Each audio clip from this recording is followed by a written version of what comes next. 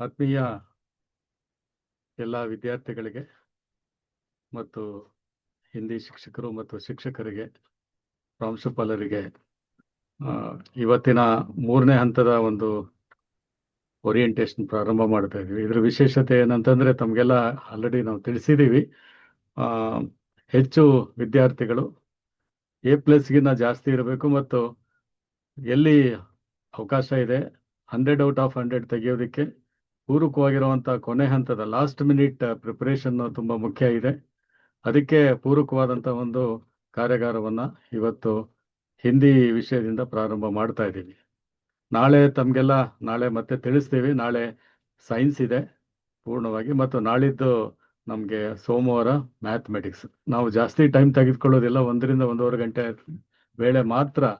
ವಿಶೇಷವಾಗಿ ಇದು interactive meeting, interactive session. ತಾವು ಏನು ವಿಷಯದಲ್ಲಿ ತುಂಬ ಕಠಿಣತೆ ಇದೆ ಅದನ್ನು ತಾವು ತಮ್ಮ ಶಿಕ್ಷಕರ ಮೂಲಕ ಇದರಲ್ಲಿ ಚಾಟ್ ಬಾಕ್ಸಲ್ಲಿ ಹಾಕ್ಬೋದು ವಿಶೇಷವಾಗಿ, ಅಥವಾ ಆ್ಯಂಡ್ರೈಸ್ ಮಾಡಿದ್ರೆ ಆ ಪ್ರಶ್ನೆಗಳಿಗೆ ಉತ್ತರ ಮಾಡ್ಲಿಕ್ಕೆ ಪ್ರಯತ್ನ ಮಾಡ್ತಾರೆ. ಮತ್ತೆ ಒಬ್ಬರು ಕೇಳಿದ ಪ್ರಶ್ನೆಯನ್ನು ಮತ್ತೊಬ್ಬರು ಕೇಳೋ ಅವಶ್ಯಕತೆ ಇಲ್ಲ, ಯಾಕೆಂದರೆ ಅದು ಎಲ್ಲರಿಗೂ ಅನ್ವಯ ಆಗುತ್ತೆ. ಸೊ ಹಾಗಾಗಿ ನಮ್ಮ ಉದ್ದೇಶ ವಸತಿ ಶಾಲೆಗಳ ಬಹುತೇಕ ವಿದ್ಯಾರ್ಥಿಗಳು ಹೆಚ್ಚು ಪರ್ಸೆಂಟೇಜ್ ನಮಗೆ 90+ ಇರಲಿ ಅನ್ನೋ ಒಂದು ಆಶಯ. ಎರಡನೇದಾಗಿ ನಮ್ಮ ಸಾಧ್ಯವಾದ ಹೆಚ್ಚು ವಿದ್ಯಾರ್ಥಿಗಳು ಪ್ರತಿ ವಿಷಯದಲ್ಲಿ 100 ತೆಗೆದುಕೊಳ್ಬೇಕು ಅಂತಕ್ಕಂಥದ್ದು ಉದ್ದೇಶ ಆಗಿದೆ. ಇದರ ಭಾಗವಾಗಿ ನಿಮ್ಗೆ ಗೊತ್ತಿರೋ ಹಾಗೆ ಮೊದಲನೇ ಒಂದು ಇದರಲ್ಲಿ ಎಲ್ಲ ವಿದ್ಯಾರ್ಥಿಗಳಿಗೆ 60+ ತೆಗೆಯೋದಕ್ಕೆ ಏನಿರ್ಬೋದು ಅನ್ನೋದನ್ನು ಓರಿಯೆಂಟೇಷನ್ ಮಾಡಿದ್ವಿ. ಎರಡನೇದು ತುಂಬ ಹೆಚ್ಚು 40ಗಿನ್ನ ಹೆಚ್ಚು ಅಂದರೆ 50%ಗಿನ್ನ ಹೆಚ್ಚು ತೆಗೆಯೋದಕ್ಕೆ ಆಯಾ ವಿಷಯದಲ್ಲಿ ಏನೇನು ಕ್ರಮ ತೆಗೆದುಕೊಳ್ಬೇಕು ಅನ್ನೋದನ್ನು ಓರಿಯೆಂಟೇಷನ್ ಮಾಡಿದ್ವಿ. ಮಾನ್ಯ ಕಾರ್ಯನಿರ್ವಾಹಕ ನಿರ್ದೇಶಕರವರು ಕಾಂತರಾಜು ಸರ್ ಅವರ ಒಂದು ನಿರ್ದೇಶನ, ಹಾಗೆ ಜಂಟಿ ನಿರ್ದೇಶಕರು ನಾಗೇಶ್ ಸರ್ ಅವರು ಮತ್ತು ನಮ್ಮ ಉಪನಿರ್ದೇಶಕರು ಶಿಕ್ಷಣ, ಸಹಾಯಕ ನಿರ್ದೇಶಕರು ಶಿಕ್ಷಣ, ಯೋಜನಾಧಿಕಾರಿಗಳು ಎಲ್ಲ ಮತ್ತು ನಮ್ಮ ಅಡ್ಮಿನ್ನಲ್ಲಿರ್ತಕ್ಕಂಥ ಎಲ್ಲ ಅಧಿಕಾರಿಗಳ ಒಂದು ಆಶಯ ಜೊತೆಗೆ ನಾವು ನಿರ್ಣಯ ಮಾಡಿದ್ದೀವಿ. ಸೊ ಇದರ ಆಧಾರದ ಮೇಲೆ 3ನೇ ಹಂತದ ತರಬೇತಿಯನ್ನು ಕೊಡ್ತಾ ಇದ್ದೀವಿ. ಇದು ಜಾಸ್ತಿ ತಮಗೆ ಟೈಮ್ ತೆಗೆದುಕೊಳ್ಳೋದಿಲ್ಲ, ಯಾಕೆಂದರೆ ಪ್ರತಿಯೊಬ್ಬರ ಟೈಮ್ ತುಂಬ important. Every hour also, every minute also very important. So that ಈ ಒಂದು ಕಾರ್ಯಾಗಾರದಿಂದ ತಮಗೆ ವಿಶೇಷವಾಗಿ ನಾವು ಹೇಳಿದ್ರು ಸಹ ವಿಶೇಷವಾಗಿ ತಮಗೆ ಎಲ್ಲಿ ಸ್ವಲ್ಪ ಹೆಚ್ಚು ಅಂಕಗಳನ್ನು ತೆಗೆಯೋದಕ್ಕೆ ತೊಡಕಾಗುತ್ತೆ ಅದನ್ನು ನಮ್ಮ ರಿಸೋರ್ಸ್ ಪರ್ಸನ್ಸ್ ಅವರು ಮತ್ತು ರಾಜ್ಯ ಸಂಪನ್ಮೂಲ ವ್ಯಕ್ತಿಗಳು ಅವರು ಸಾಲ್ವ್ ಮಾಡಲಿಕ್ಕೆ ಪ್ರಯತ್ನ ಮಾಡ್ತಾರೆ, ವಿಷಯವನ್ನು ಪ್ರಸ್ತಾಪ ಮಾಡ್ತಾರೆ. ಸೊ ಇವತ್ತು ನಮಗೆ ನಮ್ಮ ಒಂದು ಈ ವರ್ಕ್ಶಾಪ್ಗೆ ವಿಶೇಷವಾಗಿ ನಮ್ಮ ಮಂಜುಳಾ ಕೆರೂರ್ ಮೇಡಮ್ ಅವರು ಹಿಂದಿ ಶಿಕ್ಷಕರು ಮತ್ತು ಸರ್ಕಾರಿ ಪ್ರೌಢಶಾಲೆ ವಿದ್ಯಾನಗರ್ ಬೆಂಗಳೂರು ಇವರು ಇದ್ದಾರೆ. ಬಹುಶಃ ಅನೇಕ ಶಿಕ್ಷಕರ ಕಾರ್ಯಾಗಾರಗಳಲ್ಲಿ ಮತ್ತು ವಿಶೇಷವಾಗಿ ವಿವಿಧ ಸಂಪನ್ಮೂಲ ವ್ಯಕ್ತಿಯಾಗಿ ವಿವಿಧ ಸಂಪನ್ಮೂಲ ಸಾಹಿತ್ಯದಲ್ಲಿ ಪಾಲ್ಗೊಳ್ಳಿರ್ತಕ್ಕಂಥ ಮೇಡಮ್ ಅವರು ನಮ್ಮ ಜೊತೆ ಇರ್ತಕ್ಕಂಥದ್ದು ತುಂಬ ಮುಖ್ಯ. ನೀವು ಮೊದಲು ಕೇಳಿದ್ದೀರಿ. ಸೊ ವಿಶೇಷವಾಗಿ ಮೇಡಮ್ ಅವರು ಇರ್ತಾರೆ. ಎರಡನೇದಾಗಿ ಮಂಜುಳಾ ಮೇಡಮ್ ಅವ್ರಿಗೆ ನಾನು ಎಲ್ಲರ ಪರವಾಗಿ ಹೃತ್ಪೂರ್ವಕ ಸ್ವಾಗತವನ್ನು ಬಯಸ್ತೇನೆ. ಎರಡನೇದಾಗಿ ಈ ವಿಷಯವನ್ನ ಅಂದ್ರೆ ವಿಷಯ ಮತ್ತು ಸಂಪನ್ಮೂಲ ವ್ಯಕ್ತಿ ಹಾಗೂ ಕ್ರೈಸ್ ಕೆಲವು ಕೋಆರ್ಡಿನೇಟ್ ಮಾಡಲಿಕ್ಕೆ ರಮೇಶ್ ಆಲೂರ್ ಸರ್ ಇದ್ದಾರೆ. ರಮೇಶ್ ಆಲೂರ್ ಅವರು ನಮ್ಮ MRP ಆಗಿದ್ದಾರೆ, ಅವ್ರಿಗೂ ಸಹ ನಾನು ಸ್ವಾಗತವನ್ನು ಬಯಸ್ತೇನೆ. Welcome to Ramesh sir. Next 3ನೇದಾಗಿ ಈ ಒಂದು ವರ್ಕ್ಶಾಪ್ಗೆ ವಿಶೇಷವಾಗಿ ಕಳೆದ ವರ್ಷದ ಒಂದು ಫಲಿತಾಂಶದಲ್ಲಿ ಯಾರು ಕ್ರೈಸ್ ವಸತಿ ಶಾಲೆಗಳಲ್ಲಿಯೇ ಟಾಪರ್ ಇರ್ತಕ್ಕಂಥ ಶಿಕ್ಷಕರನ್ನ ನಾವು ತೆಗೆದುಕೊಂಡಿದ್ದೀವಿ. ಅದರಲ್ಲಿ ನಮ್ಮ ಇವರು ಅಲಿಬಾಯಿ ಅವರಿದ್ದಾರೆ, ಅವರಿಗೆ ಸ್ವಾಗತವನ್ನು ಕೋರ್ತೇನೆ. ಯಾಕೆಂದ್ರೆ ಅವರ ವಿಷಯದಲ್ಲಿ ಲಾಸ್ಟ್ ಇಯರ್ 100/100 ಬಂದಿರತಕ್ಕಂಥ ಮಕ್ಕಳ ಸಂಖ್ಯೆ more than 45% ಇತ್ತು. ಸೊ ದಟ್ ಅವರ ಒಂದು ಟೆಕ್ನಿಕ್ ಏನಿದೆ, ಅವರ ಒಂದು ಹೆಚ್ಚು ಪ್ರಯತ್ನಗಳೇನಿದೆ ಅನ್ನೋದು ಸಹ ಇದೆ. ಸೊ ಈ 3ನೇ ವರ್ಕ್ಶಾಪ್ನ ವಿಶೇಷ SRP ಅವರು, MRP ಅವರು ಮತ್ತು ಇನ್ನೊಬ್ರು ಪರಿಣಿತ ಅಂದ್ರೆ ಹೆಚ್ಚು ಸಾಧನೆ ಮಾಡಿರ್ತಕ್ಕಂಥ ಶಿಕ್ಷಕರ ಒಂದು ಒಂದು ನಿಮಗೆ ಮಾಹಿತಿ ನಿಮ್ಮ ಜೊತೆಲ್ಲ ಹಂಚಿಕೊಳ್ತಾರೆ. ಜೊತೆಗೆ ತಮ್ಮ ಏನಾದರೂ ಪ್ರಶ್ನೆಗಳಿದ್ರೆ ಅದನ್ನ ಸಾಲ್ವ್ ಮಾಡ್ತಾರೆ. ದಯಮಾಡಿ ಮಕ್ಕಳು ಅದನ್ನು ಗುರುತಾಕೊಳ್ಳಿ. ಸೊ ಅವ್ರು ಹಿಂದಿ ಮಾತನಾಡುವ ನಾವು ಮೇಡಮ್ ಅವ್ರು ರಿಕ್ವೆಸ್ಟ್ ಮಾಡಿದ್ವಿ, ಮಧ್ಯೆ ಕನ್ನಡನೂ ಬಳಸಿ ಮಕ್ಕಳಿಗೆ ಇನ್ನೂ ಹೆಚ್ಚು ಅದು ಅರ್ಥ ಆಗ್ಲಿ ಅನ್ನೋ ದೃಷ್ಟಿಯಲ್ಲಿ ಹೇಳಿದ್ದೀವಿ. ಎನಿವೆ ಟಾಪರ್ಸ್ ಅನ್ನೋದಕ್ಕಿಂತ ನಾವು ಕಂಟೆಂಟ್ ಟಾಪ್ ಅದು ಅಂದ್ರೆ ನಾವು ಅಂದ್ರೆ ವಿಷಯ ತುಂಬಾ ಹೆಚ್ಚು ಏನು ಅಪ್ಲಿಕೇಶನ್ ಇರ್ಬೋದು ಅಥವಾ ಬೇರೆ ಬೇರೆ ರೀತಿಯಲ್ಲಿ ಮಕ್ಕಳು ಎಲ್ಲಿ ಹೆಚ್ಚು ಮಾರ್ಕ್ಸ್ ತೆಗೆಯೋದಕ್ಕೆ ಮಕ್ಕಳಿಗೆ ಎಲ್ಲಿ ತೊಡಕಾಗುತ್ತೆ ಅನ್ನೋದನ್ನ ನಾವು ಗುರ್ತಿಸೋದಕ್ಕೆ ಮತ್ತು ಅವರಿಗೆ ಸಹಾಯ ಮಾಡೋದಕ್ಕೆ ಇರ್ತಕ್ಕಂಥ ಮಾರ್ಗದರ್ಶನ ನೀಡಲಿಕ್ಕೆ ಇರ್ತಕ್ಕಂಥ ಒಂದು workshop. Please be with us. ಎಲ್ಲರೂ ಮಕ್ಕಳು ನಮ್ಮ ಜೊತೆಗಿರಿ. ಜೊತೆಗೆ ನಾಳೆ ಏನಿದೆ ಸೈನ್ಸು ನಿಮಗೆ ಬೆಳಿಗ್ಗೆ ನಾವು ಪ್ರಾಂಶುಪಾಲರಿಗೆ ತಿಳಿಸ್ತೀವಿ. ಬೆಳಿಗ್ಗೆ 9:30 10 ಗಂಟೆಯಿಂದ ಪ್ರಾರಂಭ ಆಗಿ ಸೈನ್ಸ್ನ ಪೂರ್ಣವಾಗಿ ಒಂದು 2 ಅವರ್ಸ್ ನಿಮಗೆ ಹೆಚ್ಚು ಮಾಹಿತಿಯನ್ನು ಕೊಡೋದಕ್ಕೆ ಟೀಮ್ ಇದೆ. ಸೊ ನಾಳಿದ್ದು ಮ್ಯಾಥ್ಸ್ ಇದೆ. ಓಕೆ, ನಾನು ಮೇಡಮ್ ಅವ್ರಿಗೆ ಮತ್ತೊಮ್ಮೆ ಸ್ವಾಗತ ಕೋರ್ತೇನೆ. ರಮೇಶ್, ವೆಲ್ಕಮ್.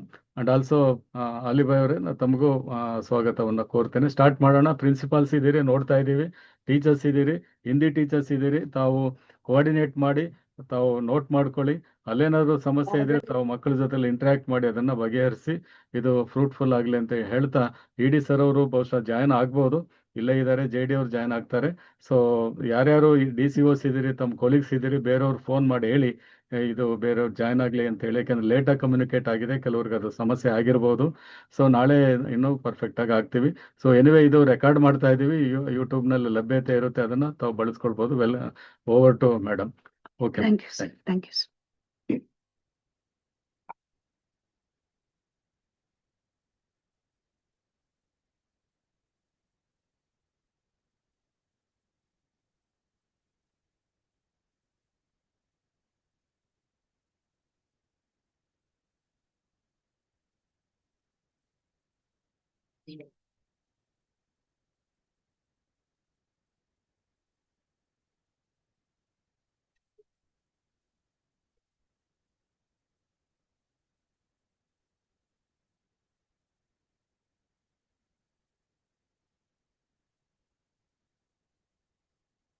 नमस्ते बच्चों। मुख्य परीक्षा के लिए हौसले के साथ तैयार सभी 10वीं कक्षा के क्राइस्ट के सभी बच्चों को मैं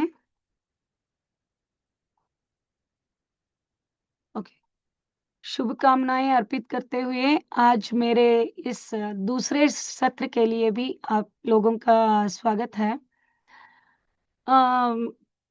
जैसे हम तृतीय भाषा हिंदी में 100% अंक पाने के लिए कुछ सामान्य बातें हैं। ये तो हर एक विषय में 100% यानी 100% अंक पाने के लिए हमें कोशिश तो बिल्कुल करनी चाहिए। मेरे हिंदी भाषा के इस सत्र को शुरू करने से पहले बच्चों, मैं कुछ चंद बातों से आपका मनोबल बढ़ाने की कोशिश करूंगी। अब्दुल कलाम जी हमेशा यही कहा करते थे, उनका एक फेवरेट कोट है, nothing is impossible in life because the word impossible it self says I am possible. ಇದು ತುಂಬಾ ಇಷ್ಟ ಆಗ್ತಾ ಇತ್ತು ಅವ್ರಿಗೆ. ಎಸ್ಪೆಷಲಿ ಮಕ್ಕಳನ್ನು ಉದ್ದೇಶಿಸಿ ಮಾತಾಡುವಾಗೆಲ್ಲ ಕಲಾಂ ಸರಿ ಮಾತು ಹೇಳ್ತಾ ಇದ್ರು, ಯಾವ್ದನ್ನ ಇಂಪಾಸಿಬಲ್ ಅಂತ ಹೇಳ್ತಿರೋ ಅದೇ ಹೇಳ್ಕೊಳುತ್ತೆ, if you try I am possible ಅಂತ. ಸೊ ಹಾಗಾಗಿ ಯಾವುದೇ ವಿಷಯದಲ್ಲಿ ಅತಿ ಹೆಚ್ಚಿನ ಅಂಕಗಳನ್ನ ಪಡ್ಕೊಳ್ಳೋದು ತುಂಬಾ ಕಷ್ಟ ಆಗೋದಿಲ್ಲ. ತೃತೀಯ ಭಾಷೆ ಹಿಂದಿಗೆ ಸಂಬಂಧಪಟ್ಟಂತೆ ಅಂಕ ಗಳಿಸೋ ಮಾಹಿತಿ ಅಂದ್ರೆ ಚರ್ಚೆಗೆ ಹೋಗ್ಲಿಕ್ಕೆ ಮುಂಚೆ ನಿಮ್ಮ ಗುರಿ ನಿರ್ಧರಣೆ ಅಥವಾ ಮನೋಬಲದ ಬಗ್ಗೆ ಒಂದು ಚಿಕ್ಕ घटನೆಯನ್ನ ಹೇಳ್ತಾ ನಾನು कंटिन्यू ಮಾಡ್ತೇನೆ ಮಕ್ಕಳ. ಬಹುಶಃ ये सब ये जो घटना मैं अभी आप लोगों से बांटना चाहती हूँ, ये आप लोग इससे परिचित है. ಸಾಮಾನ್ಯವಾಗಿ ನಿಮ್ಮ ಟೀಚರ್ಸ್ ಹೇಳಿರ್ತಾರೆ. जैसे पांडव और कौरव दोनों द्रोणाचार्य जी से युद्ध विद्या सीखने के लिए गुरुकुल में रहते हैं. ಸೊ ಗುರುಕುಲ ವಿದ್ಯಾಭ್ಯಾಸ ಆಗತ್ತೆ, ಯುದ್ಧ ವಿದ್ಯೆಯನ್ನ ಕಲಿತಾರೆ. ಈಗ ನೆಕ್ಸ್ಟ್ ಕುರುಕುಲದ ಹಿರಿಯರು ಮತ್ತೆ ಪಾಂಡು ಪುತ್ರರು ಅಥವಾ ಪಾಂಡು ಪುತ್ರರ ಪೋಷಕರೆಲ್ಲ ಅವ್ರನ್ನ ಕರ್ಕೊಂಡು ಹೋಗ್ಲಿಕ್ಕೆ ಬಂದಿರ್ತಾರೆ. ಕೊನೆಯ ಹಂತದಲ್ಲಿ ದ್ರೋಣಾಚಾರ್ಯರು ಒಂದು ಪರೀಕ್ಷೆಯನ್ನ ನಡೆಸಿ ಆಮೇಲೆ ಆ ಮಕ್ಕಳನ್ನ ಕಳಿಸ್ಕೊಡೋಕ್ ನೋಡ್ತಾರೆ. ಇದು ಜಸ್ಟ್ ಒಂದು ಘಟನೆ, ನಿಮ್ಗೆ ಈಗಾಗಲೇ ಕೇಳಿರ್ತೀರಿ, ಸಾಕಷ್ಟು ಬಾರಿ ಟೀಚರ್ಸ್ ಹೇಳಿರ್ತಾರೆ. ಇದನ್ನ ನಿಮ್ಮ ಗುರಿ ಕಡೆಗೆ ಹೇಗೆ ಗಮನ ಕೊಡ್ಬೇಕು ಅನ್ನೋದಕ್ಕೊಂದು ಲಿಂಕ್ ಕೊಡ್ತಾ ಹೋಗ್ತಾನೆ. ಸೊ ಫಸ್ಟ್ ಯುಧಿಷ್ಠಿರನ್ನ ಕರೀತಾರೆ ದ್ರೋಣಾಚಾರ್ಯರು ಆ ಪರೀಕ್ಷೆಯಲ್ಲಿ. ಅಲ್ಲೊಂದು ಮರ ಕಾಣ್ತಿದ್ಯಾ ಯುಧಿಷ್ಠಿರ? ಹೌದು ಗುರುಗಳೇ, ಕಾಣ್ತಾ ಇದೆ. ಆ ಮರದಲ್ಲಿ ಸಾಕಷ್ಟು ಕೊಂಬೆಗಳಿವೆ, ಕಾಣ್ತಾ ಇದೆಯಾ? ಹೌದು ಕಾಣ್ತಾ ಇದೆ. ಆ ಕೊನೆ ಕೊಂಬೆ ಕಾಣ್ತಾ ಇದೆಯಾ? ಹೌದು ಕಾಣ್ತಾ ಇದೆ. ಅಲ್ಲಿ ಕೊನೆ ಕೊಂಬೆಯ ತುದಿಯಲ್ಲಿ ಒಂದು ಪಕ್ಷಿ ಕೂತಿದೆ, ಕಾಣ್ತಾ ಇದೆಯಾ? ಹೌದು ಕಾಣ್ತಾ ಇದೆ ಗುರುಗಳೇ. ಆ ಪಕ್ಷಿಯ ಕಣ್ಣು ಕಾಣ್ತಾ ಇದೆಯಾ? ಹೌದು ಗುರುಗಳೇ, ಕಾಣ್ತಾ ಇದೆ. ಸೊ ಹಾಗೆ ಒಬ್ಬೊಬ್ರನ್ನೇ ಕರೀತಾರೆ. ದುರ್ಯೋಧನನ್ ಕರೀತಾರೆ, ಭೀಮನ್ ಕರೀತಾರೆ, ದುಶ್ಯಾಸನನ್ ಕರೀತಾರೆ. ಕೊನೆಯದಾಗಿ ಅರ್ಜುನನ್ ಕರೀತಾರೆ. ಅರ್ಜುನನ್ ಕರೆದು ಕೇಳಿದಾಗ, ಅರ್ಜುನ ನಿನ್ಗೆ ಅಲ್ಲಿ ಮರ ಕಾಣ್ತಾ ಇದೆಯಾ? ಇಲ್ಲ ಗುರುಗಳೇ, ನನಗೆ ಮರ ಕಾಣ್ತಾ ಇಲ್ಲ. ಮರದಲ್ಲಿರೋ ಕೊಂಬೆಗಳು ಕಾಣ್ತಾ ಇವ್ಯಾ? ಇಲ್ಲ. ಕೊನೆ ಕೊಂಬೆ ಇಲ್ಲ. ಅಲ್ಲೊಂದ್ ಪಕ್ಷಿ ಕೂತಿದೆ, ಕಾಣ್ತಾ ಇದೆಯಾ? ಮತ್ತೇನ್ ಕಾಣ್ತಾ ಇದೆ ನಿನ್ಗೆ? ಆ ಪಕ್ಷಿಯ ಕಣ್ಣು ಮಾತ್ರ ಕಾಣ್ತಾ ಇದೆ ಗುರುಗಳೇ.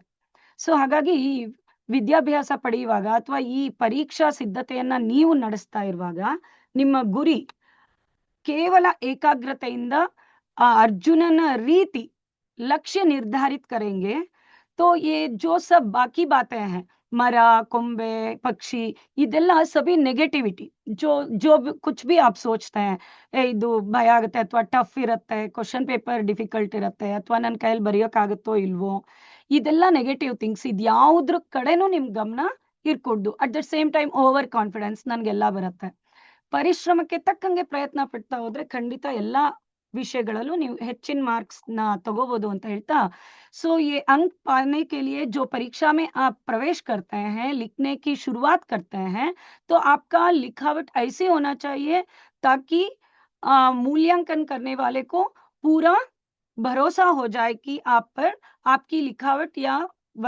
दोष रहित वर्तनी से आपकी उत्तर पत्रिका बहुत ही स्पष्ट है तो पहली बात है सुंदर और सुडौल लिखावट ಸ್ಪಷ್ಟತಾ और ಅಂತರಾಲ್ ಅಂತರಾಲ್ ಅಂದ್ರೆ ಗ್ಯಾಪ್ ವರ್ಡ್ ಟು ವರ್ಡ್ ಮಧ್ಯೆ ಏನ್ ಗ್ಯಾಪ್ ಬಿಟ್ಟಿರ್ ಪ್ರತಿಯೊಂದು ಇಂಪಾರ್ಟೆಂಟ್ ಆಗುತ್ತೆ ಒಂದು ಬೆಸ್ಟ್ ಅಥವಾ ಐಡಲ್ ಒಂದು ಆದರ್ಶವಾದ ಆನ್ಸರ್ ಪೇಪರ್ ಹೇಗೆ ಅಂದ್ರೆ ಫಸ್ಟ್ ಪೇಜ್ ನ ಫಸ್ಟ್ ಲೆಟರ್ ಯಾವ ಗಾತ್ರದಲ್ಲಿ ಯಾವ ರೀತಿಯಲ್ಲಿ ಆರಂಭ ಮಾಡಿರ್ತೀರೋ ಕೊನೆ ಪೇಜ್ ನ ಕೊನೆ ಅಕ್ಷರದವರೆಗೂ ಹಾಗೇನೆ ಆ ಅಕ್ಷರ ಮುಂದುವರಿತಾ ಹೋಗ್ಬೇಕು ಆಕ್ಚುಲಿ ಕೆಲವು ಮಕ್ಕಳು ತುಂಬಾ ಸಮಯ ತಗೊಂಡು ಸ್ಟಾರ್ಟಿಂಗ್ ಒಂದೆರಡು ಪೇಜ್ ಚೆನ್ನಾಗಿ ಬರಿತಾ ಹೋಗ್ತೀರಿ ಆಮೇಲೆ ಫಾಸ್ಟ್ ಆಗಿ ಹೋಗಿ ಹ್ಯಾಂಡ್ ರೈಟಿಂಗ್ ಎಸ್ಪೆಷಲಿ लैंग्वेजेस ಅಲ್ಲಿ हैंड राइटिंग इंपॉर्टेंट आगता है सो इसलिए हर एक अक्षर और शब्द के बीच में जो अंतराल यानी गैप देते हैं वो इंपॉर्टेंट होता है और सबसे अच्छी बात है दोष रहित और शुद्ध वर्तनी के साथ लिखना ಲಾಂಗ್ ಆನ್ಸರ್ಸ್ ಏನು ನಿಮ್ದು 4th and 5th ಮೇನ್ಸ್ ಇದೆ ಮಕ್ಕಳ ನಿಮ್ಮ ಕ್ವಶನ್ ಪೇಪರ್ ಅಲ್ಲಿ ಅದು 8 ಅಂಕದ ಪ್ರಶ್ನೆ ಸಾರಿ 2 ಅಂಕದ 8 ಪ್ರಶ್ನೆಗಳು 3 ಅಂಕದ 9 ಪ್ರಶ್ನೆಗಳು ಈ ಎರಡು ಮೇನ್ ಅಲ್ಲೇ 43 अंक कवर आगता है यह सब दीर्घोत्तर प्रश्न है अति दीर्घोत्तर और दीर्घोत्तर प्रश्न इन्हें लिखते समय शुद्ध वर्तनी स्पेलिंग मिस्टेक्स इल्दे और वाक्य रचना के साथ सो वाक्य रचना स्पष्ट होनी चाहिए सो इससे अगर आप इस तरह लिखते जाएंगे तो बहुत अच्छे अंक प्राप्त कर सकते हैं आप लोग और इसके साथ साथ मुख्य बिंदुओं को रेखांकित करना एकोद्धरण और उद्धरण चिन्हों का प्रयोग ये बहुत बड़ी और अच्छी बात है जैसे कि आप जब भी आप निबंध लिखते हो ಪ್ರಬಂಧ ಬರೆಯುವಾಗ ಲಾಂಗ್ ಆನ್ಸರ್ಸ್ ಬರೆಯುವಾಗ ಇಂಪಾರ್ಟೆಂಟ್ ಪಾಯಿಂಟ್ ಏನಿರುತ್ತೆ ಅದನ್ನ ಅಂಡರ್ಲೈನ್ ಮಾಡಬೇಕು ಆನ್ಸರ್ ಅಲ್ಲಿ for example internet social networking ನ ಆನ್ಸರ್ ಬರಿತಾ ಇದ್ದೀರಿ ಅಂದ್ರೆ ಅದರಲ್ಲಿ ಆರ್ಕುಟ್ ಲಿಂಕ್ಡ್ಐನ್ ಆ ತರದ ವರ್ಡ್ಸ್ ನ ಅಂಡರ್ಲೈನ್ ಮಾಡೋದು ಫೇಸ್ಬುಕ್ ಆರ್ಕುಟ್ ಲಿಂಕ್ಡ್ಐನ್ ಇವನ್ನ ಅಂಡರ್ಲೈನ್ ಮಾಡೋದು ಡಬಲ್ ಇನ್ವರ್ಟೆಡ್ ಕಾಮನ್ ಅಲ್ಲಿ ಕೋಟ್ ಮಾಡೋದು जैसे दक्षिणी शिखर पर चढ़ते समय आगा भुरभुरी बर्फ के कण उड़ रहे थे ई तरह पॉइंट्स अथवा हनुमान चालीसा और दुर्गा माँ का चित्र आ ತರದ ಪದಗಳನ್ನ ಅಥವಾ ವಾಕ್ಯಗಳನ್ನ ಅಂಡರ್ಲೈನ್ ಮಾಡಿ single inverted comma double inverted ಕಾಮನ ಬಳಸೋದು ತುಂಬಾ ಇಂಪಾರ್ಟೆಂಟ್ ಆಗುತ್ತೆ ಇದೆಲ್ಲದ ಜೊತೆಗೇನೆ ಲೇಖನ್ ಚಿಹ್ನೆ ಎಸ್ಪೆಷಲಿ ನಾವು ಪೋಯಮ್ ಅಲ್ಲಿ जब असफलता एक चुनौती है जब कविता आप लिखते हैं 4 अंक ಇರೋದು ಒಂದೇ ಪದ್ಯ ಕಲಿಯೋಕಿರೋದು ಸೊ ನೀವು ಅದರಲ್ಲಿ ಸ್ಪಷ್ಟವಾಗಿ 4 ಅಂಕ ನಿಮಗೆ ಬರಬೇಕು ಅಂದ್ರೆ ಆ ಪೋಯಮ್ ಅಲ್ಲಿ ಆ ಸ್ಟ್ಯಾಂಜಾನಲ್ಲಿ ಅವ್ರು ಬಳಸಿರೋ ಕಾಮ ಫುಲ್ ಸ್ಟಾಪ್ ಎಲ್ಲೆಲ್ಲಿ ಲೇಖನ ಚಿಹ್ನೆಗಳನ್ನ ಬಳಸಿದರೋ ಪೋಯಮ್ ಅಲ್ಲಿ ಇಂಪಾರ್ಟೆಂಟ್ ಆಗಿ ಗಮನಿಸಬೇಕಾಗಿರುತ್ತೆ ಅಷ್ಟೇ ಎಚ್ಚರಿಕೆ ಲಾಂಗ್ ಆನ್ಸರ್ಸ್ ಬರೆಯುವಾಗ್ಲೂ ಇರ್ಬೇಕಾಗತ್ತೆ ಮಕ್ಕಳ लॉन्ग आंसर्स अली full stop comma especially Hindi के वर्तनी लिखते समय मैं जब भी आएगा तो मैं के साथ बिंदी लगेगी और मैं सफलता के नजदीक थी अगर ये लिखेंगे तो मैं के साथ हमेशा बिंदी लगती है नहीं ही दीर्घ स्वर दूसरी जो ही होती है उसके साथ बिंदी लगती है. इस तरह ಲೇಖನ್ ಚಿಹ್ನों का और full stop comma long answers ಅಲ್ಲಿ ತುಂಬಾ ಇಂಪಾರ್ಟೆಂಟ್ ಆಗಿ ನೋಡ್ಕೊಳ್ಳೋದು ಅಗತ್ಯ ಇದೆ ಮಕ್ಕಳೇ. और इसके साथ साथ जैसे कि हमने चर्चा की अक्षरों का आकार एक ही तरह से हो. ಸೊ ಫಸ್ಟ್ ಪೇಜ್ ಇಂದ ಲಾಸ್ಟ್ ಪೇಜ್ ವರೆಗೂ ಒಂದೇ ರೀತಿಯಾದ ಹ್ಯಾಂಡ್ ರೈಟಿಂಗ್ ಅನ್ನ ಮೇಂಟೈನ್ ಮಾಡ್ತಾ ಹೋಗ್ಬೋದು. ಇದೆಲ್ಲದ್ರ ಜೊತೆ ಇನ್ನೂ ಬೆಸ್ಟ್ ಸ್ಕೋರ್ ಮಾಡ್ಕೊಳ್ಳೋದಕ್ಕೆ ಮೇನ್ ಟಿಪ್ ಅಂದ್ರೆ टेक्स्ट बुक. जैसे आप लोग जानते हैं निम टीचर्स ಆಗಲಿ ಅಥವಾ बोर्ड में जो क्वेश्चन पेपर सेटर होते हैं, आप वो कोई नोट्स या पासिंग पैकेज या कोई प्रिंटेड नोट्स को लेकर प्रश्न नहीं बनाते. टेक्स्ट बुक पाठ्य पुस्तक को लेकर प्रश्न बनाते हैं. ಎಸ್ಪೆಷಲಿ ऐसे समय में ಇಲ್ಲಿ ನೋಡಿ question paper easy, difficult, average ಅನ್ನೋ 3 ರೀತಿ ವರ್ಗ ಆದಾಗ ಈ ಡಿಫಿಕಲ್ಟ್ ಲೆವೆಲ್ ಕ್ವೆಶ್ಚನ್ಸ್ ಅನ್ನ ಮೇನ್ ಆಗಿ ಟೆಕ್ಸ್ಟ್ ಬುಕ್ ಇಂದ ಇವರು ಎಕ್ಸ್ಟ್ರಾಕ್ಟ್ ಮಾಡ್ತಾರೆ. 16 ಅಂಕದ ಕಠಿಣ ಪದಗಳು ಹೆಚ್ಚಾಗಿ ನೀವು ಟೆಕ್ಸ್ಟ್ ಬುಕ್. ಹಾಗಾಗಿ ಹೆಚ್ಚು ಯಾವ ಮಕ್ಕಳು ಟೆಕ್ಸ್ಟ್ ಬುಕ್ ಓರಿಯೆಂಟೆಡ್ ಪ್ರಿಪೇರ್ ಆಗ್ತಿರೋ ಅವರು ಖಂಡಿತ ಒಳ್ಳೆ ಮಾರ್ಕ್ಸ್ ಅನ್ನ ಇದರಲ್ಲಿ ತಗೋಬಹುದು. ಹಾಗಾಗಿ ಟೆಕ್ಸ್ಟ್ ಬುಕ್ ಅನ್ನ ಹೆಚ್ಚಾಗಿ ಗಮನಿಸಿ. ಇದ್ರ ಜೊತೆ ಇದು ತೃತೀಯ ಭಾಷಾ ಹಿಂದಿ. ಸಾಕಷ್ಟು ಮಕ್ಕಳಿಗೆ ಹಿಂದಿ ಪರಿಚಯ 8ನೇ ತರಗತಿ ನಂತರ ಆಗಿರುತ್ತೆ. 5th ಇಂದ ಇದ್ರೂ ಸ್ಪಷ್ಟತೆ ಇರೋದಿಲ್ಲ. ಹಾಗಾಗಿ ನೀವು ಹಿಂದಿಲಿ ಸ್ಕೋರ್ ಮಾಡಬೇಕು ಅಂದ್ರೆ ಬೇಸಿಕ್ थिंग किताबी वाक्य जो होते हैं उन्हें ज्यादा याद करने की कोशिश कीजिएगा. जब लिखने का अभ्यास करेंगे उस समय भी ನೀವು ಕಲಿಯುವಾಗ್ಲೂ ಅಷ್ಟೇ, ಬರೆದು ಪ್ರಾಕ್ಟೀಸ್ ಮಾಡುವಾಗ್ಲೂ ಅಷ್ಟೇ ಪುಸ್ತಕದ ವಾಕ್ಯಗಳನ್ನ ಹೆಚ್ಚಾಗಿ ಬಳಸೋ ಪ್ರಯತ್ನವನ್ನ ಮಾಡಿ. ಆಕ್ಚುಲಿ ಅದು ತಪ್ಪಲ್ಲ. ನೀವು ಈಗಾಗಲೇ ಹಿಂದಿನ ಕ್ಲಾಸಲ್ಲಿ ನಾನು ನಿಮ್ಗೆ ಹೇಳಿದ್ದೆ, ಅರ್ಥ ಸಹಿತ ಕಂಠಪಾಠ ತರ ಆಗುತ್ತೆ ಕೆಲವು ಆನ್ಸರ್ಸ್ ಲೈಕ್ ಬಸಂತ್. ಸೊ ಹಾಗಾಗಿ ಹೆಚ್ಚಿನದಾಗಿ ಟೆಕ್ಸ್ಟ್ ಬುಕ್ ವಾಕ್ಯಗಳನ್ನ ಬಳಸೋದು ಮುಖ್ಯ ಆಗಿರುತ್ತೆ. और जो ये महत्वपूर्ण 16 अंक है, 16 ಮಾರ್ಕ್ಸ್ ನಿಮ್ಗೆ ಡಿಫಿಕಲ್ಟಿ ಲೆವೆಲ್ ಅಥವಾ ಸ್ವಲ್ಪ ಯೋಚನೆ ಮಾಡಿ ಬರೆಯೋ ಅಂತದ್ದು. जैसे कि पिछले जो तीसरी पूर्व परीक्षा हुई उसमें पूछा गया था कि यशोदा क्यों खुश होती है. ಇದು ನೋಡಿ, ಇದುವರೆಗೂ ಕೃಷ್ಣ ಕಿ ಶಿಕಾಯತ್ और ಯಶೋದಾ ಕೈಸೆ ಸಾಂತ್ವನಾ ದೇತಿ ಹೈ ಇದ್ರ ಬಗ್ಗೆ ಎಲ್ಲ ನಿಮ್ಗೆ ತಿಳ್ಕೊಂಡು ಅರ್ಥ ಆಯ್ತು. ಇದೇನು ಗ್ರಹಣ್ಗೆ ಸಂಬಂಧಪಟ್ಟದ್ದು. ಇದು ಡಿಫಿಕಲ್ಟಿ ಲೆವೆಲ್ಗೆ ಬರುತ್ತೆ. ಜೊತೆಗೆ ಗ್ರಹಣ ಅರ್ಥ ಮಾಡ್ಕೊಂಡು ಬರೆಯೋದು. ಆ ಪದ್ಯ ಅರ್ಥ ಆಗಿರುವಂತ ಮಗು ಸ್ಪಷ್ಟವಾಗಿ ಯೋಚನೆ ಮಾಡ್ಬೋದು ಯಾಕೆ ಅವಳ ಮುಖದಲ್ಲಿ ಸ್ಮೈಲ್ ಬರುತ್ತೆ. ಸೊ वाक्य होता है ना, तो गुस्से से युक्त कृष्ण के चेहरे को देखकर यशोदा मन ही मन खुश होती है. इस तरह और बाकी सब ये प्रश्न क्यों, कैसे, वर्णन कीजिए, विवरण दो, इस तरह के दीर्घोत्तर प्रश्न अधिक होते हैं. ಸೊ ಈಗಾಗಲೇ ಇದೇ ವಿಷಯಗಳನ್ನ ನಾವು ಹಿಂದಿನ ಕ್ಲಾಸಲ್ಲಿ ಡಿಸ್ಕಸ್ ಮಾಡಿರೋದ್ರಿಂದ ಸ್ವಲ್ಪ ಸ್ಪೀಡ್ ಅಪ್ ಮಾಡ್ಕೋತೀನಿ ಮಕ್ಕಳ. Next text book oriented questions ಬಂದಾಗ ಅದ್ರ ಬಗ್ಗೆ ಡಿಸ್ಕಸ್ ಮಾಡ್ತಾ ಹೋಗೋಣ. ಇದು ಕ್ವಶನ್ ಪೇಪರ್ ಪ್ಯಾಟ್ರನ್. ಇದು ನಿಮಗೆ ಮಂದಟ್ಟಾಗಿರ್ಬೇಕು. ಫಸ್ಟ್ ಮೈನ್ ಎಷ್ಟು ಮಾರ್ಕ್ಸ್ ಸಿಗಿರುತ್ತೆ, ಸೆಕೆಂಡ್ ಮೈನ್ ಎಷ್ಟು ಮಾರ್ಕ್ಸ್ ಸಿಗಿರುತ್ತೆ, ಥರ್ಡ್ ಮೈನ್ ಯಾವುದು, ಲಾಂಗ್ ಆನ್ಸರ್ಸ್ ಯಾವ ಮೈನ್ ಅಲ್ಲಿ ಬರುತ್ತೆ, ಲೆಟರ್ ರೈಟಿಂಗ್ ಎಲ್ಲಿರುತ್ತೆ ಅಂತ ಇದನ್ನ ಮಂದಟ್ಟಾಗಿರ್ಲಿ. ಸೊ इसके साथ सभी बच्चों को हमेशा, ये स्पेशली इस बार बोर्ड वालों ने हमें ब्लूप्रिंट दे दिया है. 3 अंक के प्रश्न इसी पार्ट में से आएंगे. ಸೊ ಮುಂಚೆ ಎಲ್ಲ ಬಸಂತ್ ಅಲ್ಲಿ ನಾವು ಹಳೆ ಕ್ವಶನ್ ಪೇಪರ್ಸ್ ಅನ್ನ ನೀವು ರೆಫರ್ ಮಾಡಿರೋ ಮಕ್ಕಳಿಗೆ ಗೊತ್ತಿರುತ್ತೆ, ಏಕ್ वाक्य में उत्तर अनुरूपतानಲ್ಲೆಲ್ಲ ಇರುತ್ತೆ. लेकिन सख्त रूप से इस बार कहा गया है कि 4 अंक के ही प्रश्न उसमें पूछे जाएंगे. ಸೊ 4 ಅಂಕದ ಒಂದು ಪ್ರಶ್ನೆ ಮಾತ್ರ ಆ ಪಾಠದಿಂದ ಕೇಳಲಾಗುತ್ತೆ. ಹಾಗಾಗಿ ಆ ತರ ಯಾವ ಲೆಸನ್ಗೆ ವೈಟೇಜ್ ಕೊಟ್ಟಿದ್ದಾರೋ ಆ ಪ್ರಶ್ನೆಗಳನ್ನ ಮಾತ್ರ ಓದೋದ್ರಿಂದನೂ ಸಹ ನೀವು ಒಂದ್ ಸ್ವಲ್ಪ ಸ್ಪೆಲ್ಲಿಂಗ್ಸ್ಗೆ ಹೆಚ್ಚು ಒತ್ತು ಕೊಟ್ಟು ಪ್ರಾಕ್ಟೀಸ್ ಮಾಡ್ಬೋದು.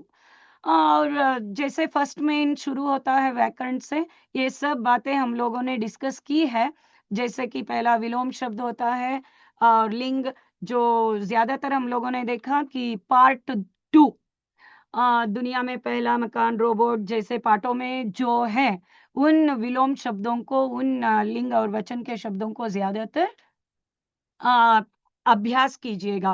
और इसके साथ साथ संधि और समास ಟೆಕ್ಸ್ಟ್ ಬುಕ್ ಕೊನೆಯಲ್ಲಿ ಪಾರ್ಟ್ 2 ನ ನಂತರ ಯಾವೆಲ್ಲ ಅಂದ್ರೆ ಸಂಧಿ ಕಾನ್ಸೆಪ್ಟ್ ಏನಿದೆ ಸ್ಪಷ್ಟವಾಗಿ ಅದನ್ನ ಹೆಚ್ಚಾಗಿ ಗಮನಿಸಿ. ಅದ್ರ ಜೊತೆಗೆ कर्नाटक संपदा और दुनिया में पहला मकान पार्ट के अंत में जो संधि और समास का प्रयोग हुआ है उसकी ओर भी आप ज्यादा ध्यान दीजिएगा. ಸೊ ಇದನ್ನ ಬ್ರೀಫ್ ಮಾಡ್ತಾ ಹೋಗ್ತಾನೆ ಮಕ್ಕಳ. ಹೆಚ್ಚಾಗಿ ಈ ವರ್ಷ ಅಥವಾ ಈ ಬ್ಲೂ ಪ್ರಿಂಟ್ ಪ್ರಕಾರ ಅಥವಾ ಈ ಮಾಡೆಲ್ ಕ್ವಶನ್ ಪೇಪರ್ಸ್ ಜೊತೆ ಪ್ರಿಪರೇಟರಿ ಏನ್ ಕಳೆದಿದೆ ಇದ್ರಲ್ಲಿ ನಾವು ಹೆಚ್ಚಾಗಿ ನೋಡಿರೋದು ಈ 4 ಸಂಧಿಗಳನ್ನ ಮಾತ್ರ. ದೀರ್ಘ ಸಂಧಿ ಅ ಈ ಉ से ही और गुण संधि ये वो अर कार के परिवर्तन से जो बनते हैं वो, और वृद्धि संधि में ऐ और औ जो नियम होते हैं संधि बनाने के, सो इसके साथ साथ यण संधि ई के सामने कोई अन्य स्वर आने से वह अपने ही जगह य संयुक्ताक्षर य बनता है, संयुक्ताक्षर, इसकी ओर ज्यादा ध्यान दीजिए।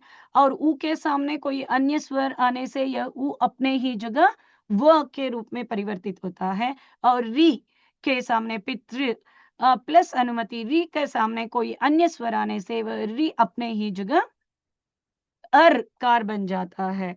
जैसे कृष्ण में री प्रोनाउंस करते हैं ना, उसी तरह पितृ प्लस अनुमति। सो यह संधि की बात हुई। तो समास के अंतर्गत हम ज्यादातर इन्हीं समासों के बारे में जान रहे थे। द्विगु समास, बहुव्रीहि समास, द्वंद्व और तत्पुरुष। ज्यादातर क्वेश्चन पेपर्स में ये 4 मॉडल क्वेश्चन पेपर्स और 3 प्रिपरेटरी के पूर्व तैयारी की जो परीक्षा हुए हैं, उनमें से अगर आप देख पाएंगे तो बिल्कुल यही प्रश्न दोहराए गए हैं बच्चों। जैसे कि इसमें अधिकतर तत्पुरुष समास जिसमें उत्तरखंड का अर्थ ಪ್ರದಾನ होता है ಅದನ್ನ ಗಮನಿಸಿ ಅದನ್ನ ಪಕ್ಕ ಆಮೇಲೆ ನಿಯಮದ ಪ್ರಕಾರ ಅಥವಾ ಡೆಫಿನೇಷನ್ व्याख्या प्रकार ನೆನಪು ಮಾಡ್ಕೊಳ್ಳೋದಿದ್रूನು द्विगु में पूर्वखंड हमेशा संख्यावाचक होता है और द्वंद्व में दोनों पूर्वखंड और उत्तरखंड दोनों की प्रधानता होती है। ಎರಡೂ ಇಂಪಾರ್ಟೆಂಟ್ ಅನ್ಸುತ್ತೆ। ಇದನ್ನ ಟೀಚರ್ಸ್ ಆಗ್ಲೇ ನಿಮಗೆ ಸಾಕಷ್ಟು ರಿವೈಸ್ ಮಾಡಿರ್ತಾರೆ। इसके साथ साथ विराम चिन्ह, ज्यादातर प्रश्नवाचक, विस्मयादिबोधक, अल्प विराम और पूर्ण विराम, इनका प्रयोग ज्यादा होता है। इसके साथ साथ मैं और एक बार आपको जोर दे रही हूँ, दबाव डाल रही हूँ कि विराम चिन्ह व्याकरण में जो एक प्रश्न का आता है उसके साथ साथ दीर्घोत्तर लिखते समय ಯಾವ ಮಕ್ಕಳು ಈಗಾಗಲೇ ನೀವು ಪ್ರಿಪರೇಟರಿಗಳಲ್ಲಿ 70 ದಾಟಿದ್ದೀರಿ, 65 ಮೇಲೆ ಬಂದಿದ್ದೀರಿ ಅಥವಾ 75 ಮೇಲೆ ಸ್ಕೋರ್ ಮಾಡಿದ್ದೀರಿ ಪ್ರಿಪರೇಟರಿಗಳಲ್ಲಿ, ನೀವುಗಳು ಲಾಂಗ್ ಆನ್ಸರ್ಸ್ ಬರೆಯುವಾಗ ಅದರಲ್ಲಿ ಫುಲ್ ಸ್ಟಾಪ್ ಕಾಮಗಳನ್ನ ಹೆಚ್ಚಾಗಿ ಗಮನಿಸಿರೋದು, ಕೆಲವೊಮ್ಮೆ ಅರ್ಧ ವಿರಾಮ ಸಹ ಬಳಕೆ ಆಗಿದೆ।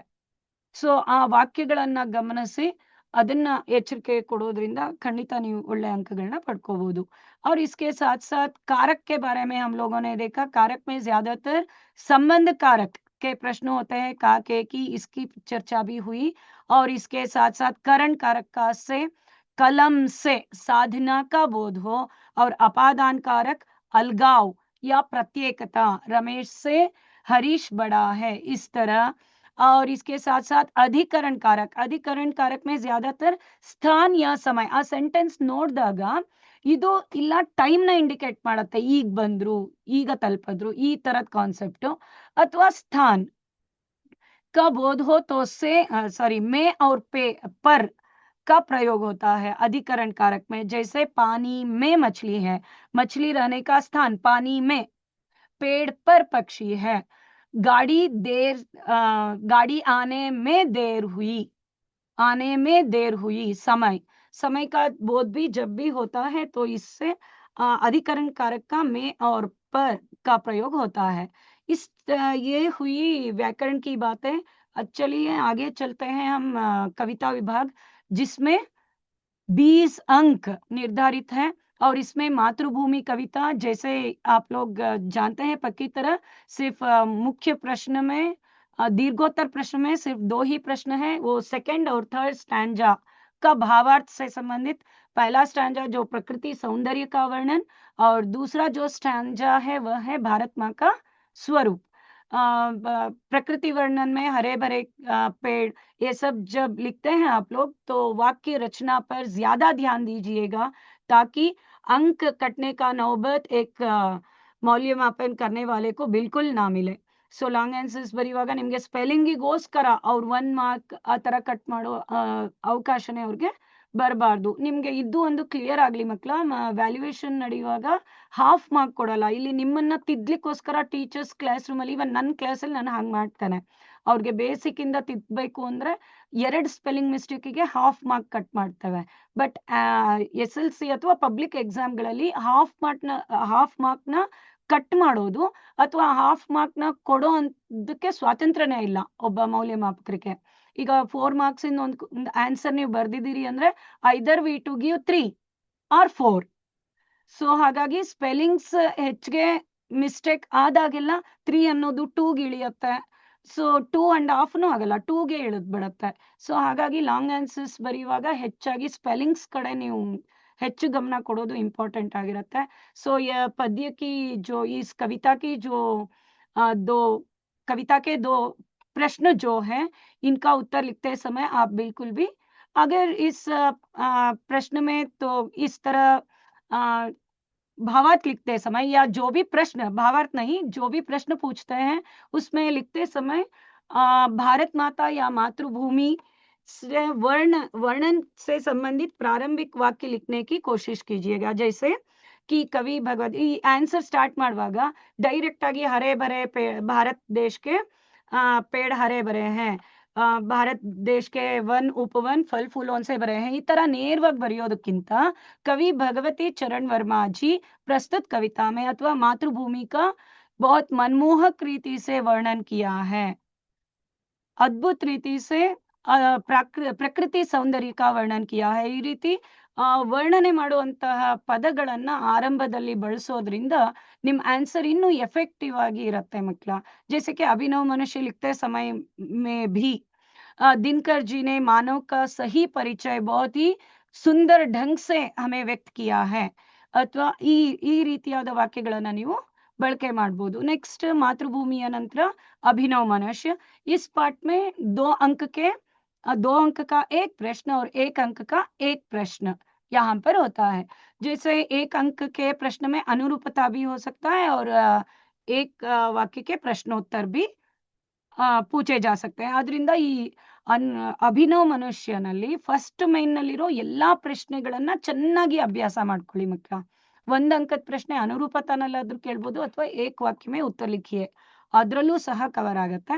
ಅದನ್ನ ಬಿಟ್ರೆ ಆಧುನಿಕ मानव के भौतिक साधना का वर्णन, ಅವನೇನ್ ಸಾಧನೆ ಮಾಡ್ದ, उसका यान गगन तक जाना, पवन के ताप को नियंत्रण करना, नदी भाप को नियंत्रण करना, व्योम तक उसका यान जा रहा है, परमाणु का ನಿರ್ಮಾಣ उसने किया, ಅವನ್ನೆಲ್ಲ ಸಾಧನೆಗಳೇನಿದೆ ಇದು ಭೌತಿಕ ಸಾಧನನಲ್ಲಿ ಬರುತ್ತೆ. ವಾಕ್ಯಗಳು ಸ್ಪಷ್ಟವಾಗಿರ್ಲಿ.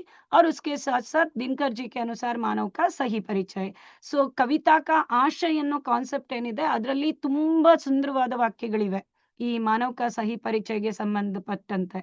ಭಾಯಿಚಾರೆ ಕಿ ಭಾವನಾ से संबंधित ಆ ಪೋಯಮ್ ಆದ ಕೂಡಲೇ ಕವಿತಾ का ಆಶಯ ಇದೆ ನೋಡಿ. ಅದರಲ್ಲಿ ಈ ಆನ್ಸರ್ಗೆ ಸಂಬಂಧಪಟ್ಟಂತ ಸ್ಪಷ್ಟವಾದ ವಾಕ್ಯಗಳನ್ನ ನೀವು ಕೇಳ್ಬೋದು.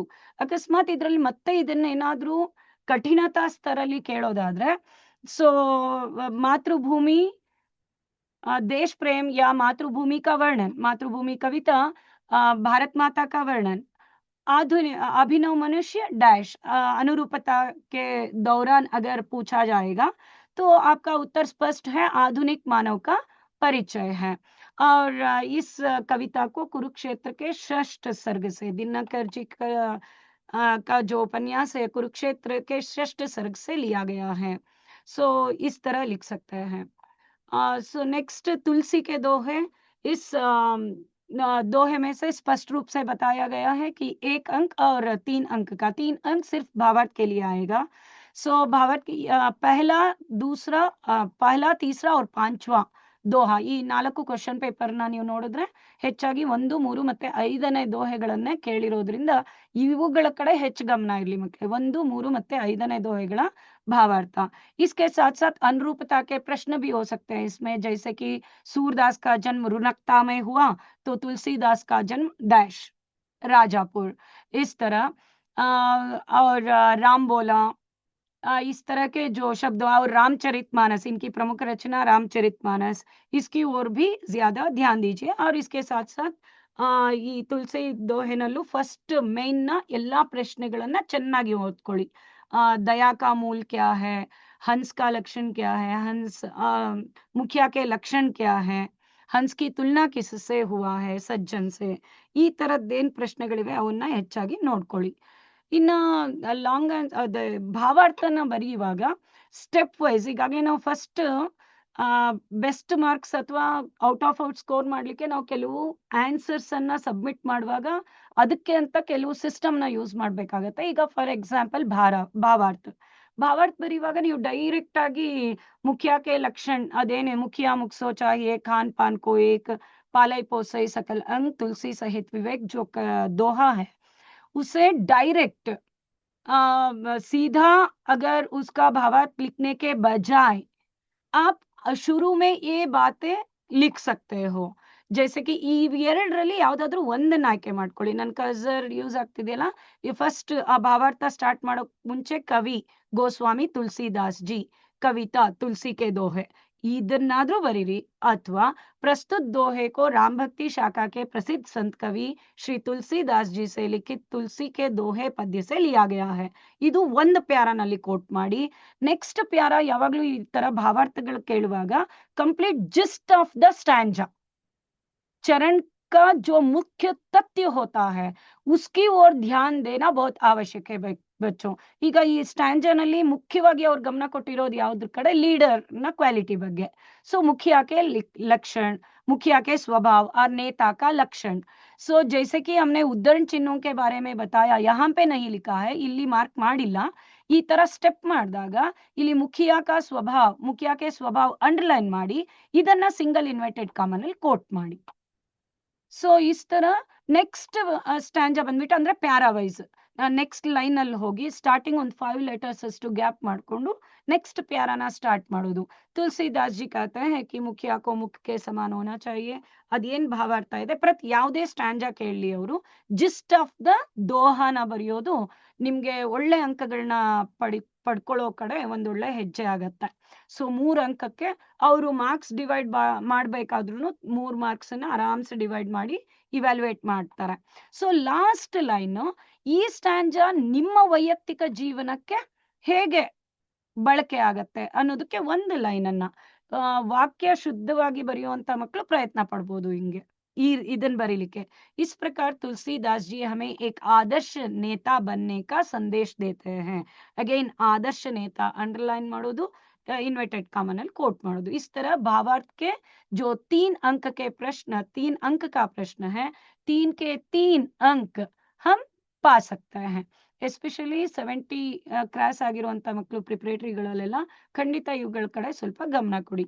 और इसके साथ साथ समय की पहचान में 3 अंक का एक ही प्रश्न होता है और समय का महत्व और समय जो अनमोल है उसका उपयोग कैसे करना चाहिए, इससे संबंधित जो वाक्य होते हैं ಅದರಲ್ಲೂ ಎಸ್ಪೆಷಲಿ ಆ ಫಸ್ಟ್ ಮೇನ್ ಪ್ರಶ್ನೆಗಳನ್ನ ನೀವು ಪದೇ ಪದೇ ಓದ್ತಾ ಹೋದ್ರೆ यह समय ईश्वर का दिया हुआ अनुपम धन है. कवि हमें स्वयं पर भरोसा करने की या विश्वास करने का संदेश देते हैं. सही समय पर सही काम करने से हम अपने काम में कामयाब हो सकते हैं या सफलता पा सकते हैं. इस तरह समय का दुरुपयोग हमें बिल्कुल नहीं करना चाहिए. इस तरह के बहुत ही छोटे और स्पष्ट वाक्य लिखने से आप 3 के 3 अंक भी पा सकते हैं. ಈ ಪದ್ಯದಲ್ಲಿ ಅವ್ರ ಪ್ರಶ್ನೆಯನ್ನ ಯಾವ ರೀತಿಯಾಗ್ಲೇ ಟ್ವಿಸ್ಟ್ ಮಾಡಿದ್ರು ಅದ್ ಕೊನೆಗೆ ಬಂದು ಎಲ್ಲಿ ನಿಂತ್ಕೊಳ್ಳುತ್ತೆ ಮಕ್ಕಳ, ಸಮಯಕ ಸಹಿ ಉಪಯೋಗ ಯಾ ಸಮಯಕ ಸದುಪಯೋಗ. ಹಾಗಾಗಿ ಸೆಕೆಂಡ್ ಮೈನ್ ನ 2ನೇ ಪ್ರಶ್ನೆ ಏನಿದೆ ಅದು ಕಂಪ್ಲೀಟ್ ಪದ್ಯದ ಜಿಸ್ಟ್ ಅನ್ನ ತೋರಿಸ್ಕೊಡುತ್ತೆ. ಸೊ ಹಾಗಾಗಿ ಆ ಆನ್ಸರ್ ಅನ್ನ ನೀವು ಹೆಚ್ಚಾಗಿ ಅಭ್ಯಾಸ ಮಾಡೋದ್ರಿಂದ ಪ್ರಶ್ನೆಯನ್ನ ಟ್ವಿಸ್ಟ್ ಮಾಡಿದ್ರು ಆ ಆನ್ಸರ್ನ ನೀವು ಅದರಲ್ಲಿ ಕೋಟ್ ಮಾಡ್ತಾ ಹೋಗ್ಬೋದು. ಇದೇನಾದ್ರೂ ಕಠಿಣತಾ ಸ್ತರ್ಗೆ ಈ ಪೋಯಮ್ನ ತಗೊಳ್ಳೋದಾದ್ರೆ. सो नेक्स्ट समय का सदुपयोग से संबंधित और कविता के अंतिम 4 पंक्तियों का आशय जो स्पष्ट रूप से उसमें है, सो वो भी लिख सकते हैं. इसके साथ साथ सूर श्याम में 2 अंक का एक प्रश्न और 1 अंक का. 1 अंक में अनुरूपता ज्यादातर पूछा जा सकता है कि बलराम कृष्ण को क्रोधित करने वाला बलराम है, चुगलखोर है, और तो कृष्ण भोला बाला है, और कृष्ण को मनाने वाली यशोदा है, या सांत्वना देने वाली यशोदा है, शांत करने वाली यशोदा है. इस तरह और कृष्ण का रंग काला है तो यशोदा का रंग गोरा है, अथवा यशोदा गोरी है, कृष्ण काला है. इस तरह अनुरूपता के प्रश्न ज्यादातर इसमें पूछे जा सकते हैं.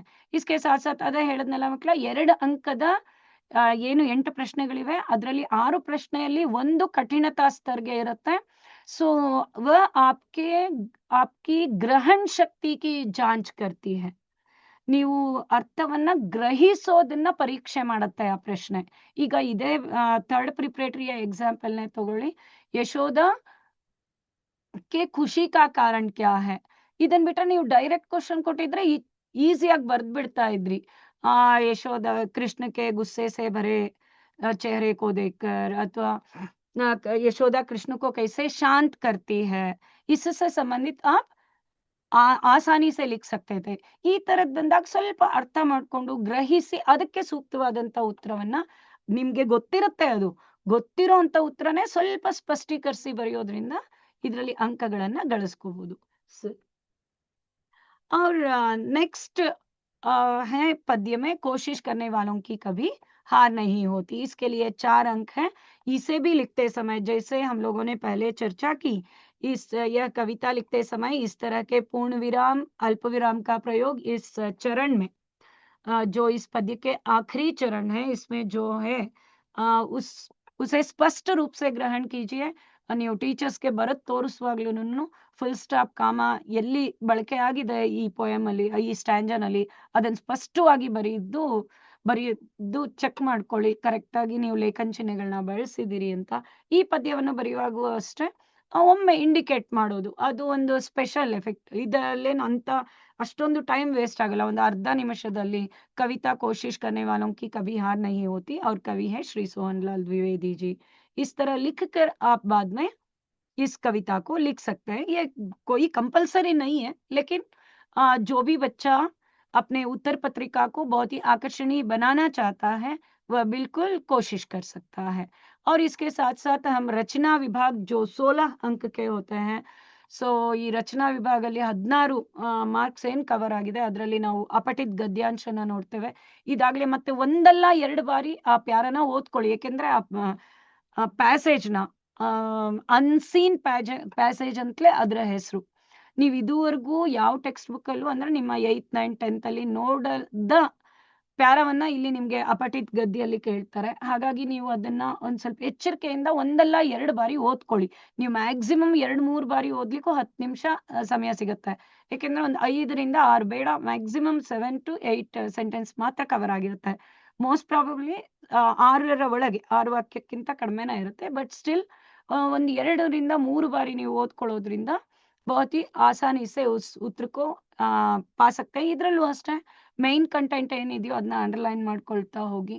ಸೊ ನೆಕ್ಸ್ಟ್ ಅನುವಾದ್ ಗೆ ಬಂದಾಗ ಹೆಚ್ಚಾಗಿ कर्नाटक संपदा, दुनिया में पहला मकान, ईमानदारों के सम्मेलन में शनि सबसे सुंदर ग्रह, नागरिक के कर्तव्य, इंटरनेट क्रांति, जैसे पिछले क्लास में हम लोगों ने चर्चा की. ज्यादातर तत्सम शब्द युक्त पाठ है यह. ಸೊ ತತ್ಸಮ ಶಬ್ದಗಳು ಹೆಚ್ಚಾಗಿ ಇರುವಂತ ಪಾಠಗಳಿವು. ಈ ಪಾಠಗಳಿಂದ ಮಾತ್ರನೇ ಅನುವಾದನ ಕೇಳಲಿಕ್ಕೆ ಅವಕಾಶ ಇದೆ. ಸೊ ಹಾಗಾಗಿ ಆ ಪಾಠಗಳಲ್ಲಿ ಏನು ಡಿಫಿಕಲ್ಟ್ ವರ್ಡ್ಸ್ ಇರುತ್ತೆ ಅದನ್ನ ಅಂಡರ್ಲೈನ್ ಮಾಡ್ಕೊಂಡು ಟೀಚರ್ಸ್ ಹೆಲ್ಪ್ ಇಂದ ನೀವು ಆ ಮೀನಿಂಗ್ಸ್ ಅನ್ನ ಬರ್ಕೊಂಡ್ರೆ ಅನುವಾದದ 3 ಅಂಕಗಳನ್ನು ಸಹ ಪಡ್ಕೋಬಹುದು. जैसे इसके बारे में हम उदाहरण पहले भी देख चुके हैं. इसके साथ साथ निबंध लेखन में कम से कम 12 से 15 ವಾಕ್ಯೋं का होना जरूरी है. 12ರಿಂದ 15 ವಾಕ್ಯಗಳು ಕಂಪಲ್ಸರಿ ಬರೀಲೇಬೇಕಾಗತ್ತೆ. ಸೊ ಪ್ರತಿ ನಿಬಂಧಕ್ಕೆ ಅವರೇನೆ साइड हेडिंग्स अನ್ನ ಕೊಟ್ಟಿರ್ತಾರೆ. प्रस्तावना, इंटरनेट का महत्व, इससे संबंधित. और अधिकतर आपके पाठ्य पुस्तक में जो पाठ निबंध रूपी होते हैं उन्हीं में से एक प्रश्न जरूर पूछा जाएगा. जैसे कि क्लियरली बताया गया है, इंटरनेट क्रांति यह निबंध जरूर होता है प्रश्न पत्रिका में. जैसे 4 प्रश्न पत्रिका को हम लोगों ने देखा. इसके साथ साथ समय के महत्व, जो समय की पहचान, पद्य का पूरा सारांश है, उससे संबंधित प्रश्न भी है. और कर्नाटक संपदा से संबंधित कर्नाटक का महत्व, ऐसे निबंध भी पूछे जा सकते हैं. और अगला होगा छुट्टी पत्र. ज्यादातर बच्चे छुट्टी पत्र का ही ಅಭ್ಯಾಸ किए होंगे आप लोगों ने. ಸೊ ಇದು ಅಫಿಷಿಯಲ್ ಲೆಟರ್ ಆಗಿರೋದ್ರಿಂದ ಮೇನ್ಲಿ प्रेषक यानी पत्र लिखने वाले का पता, पत्र पाने वाले का पता, सर एक्सक्यूज, पत्र पाने वाले का पता, लिखने वाले का पता, सर वीडियो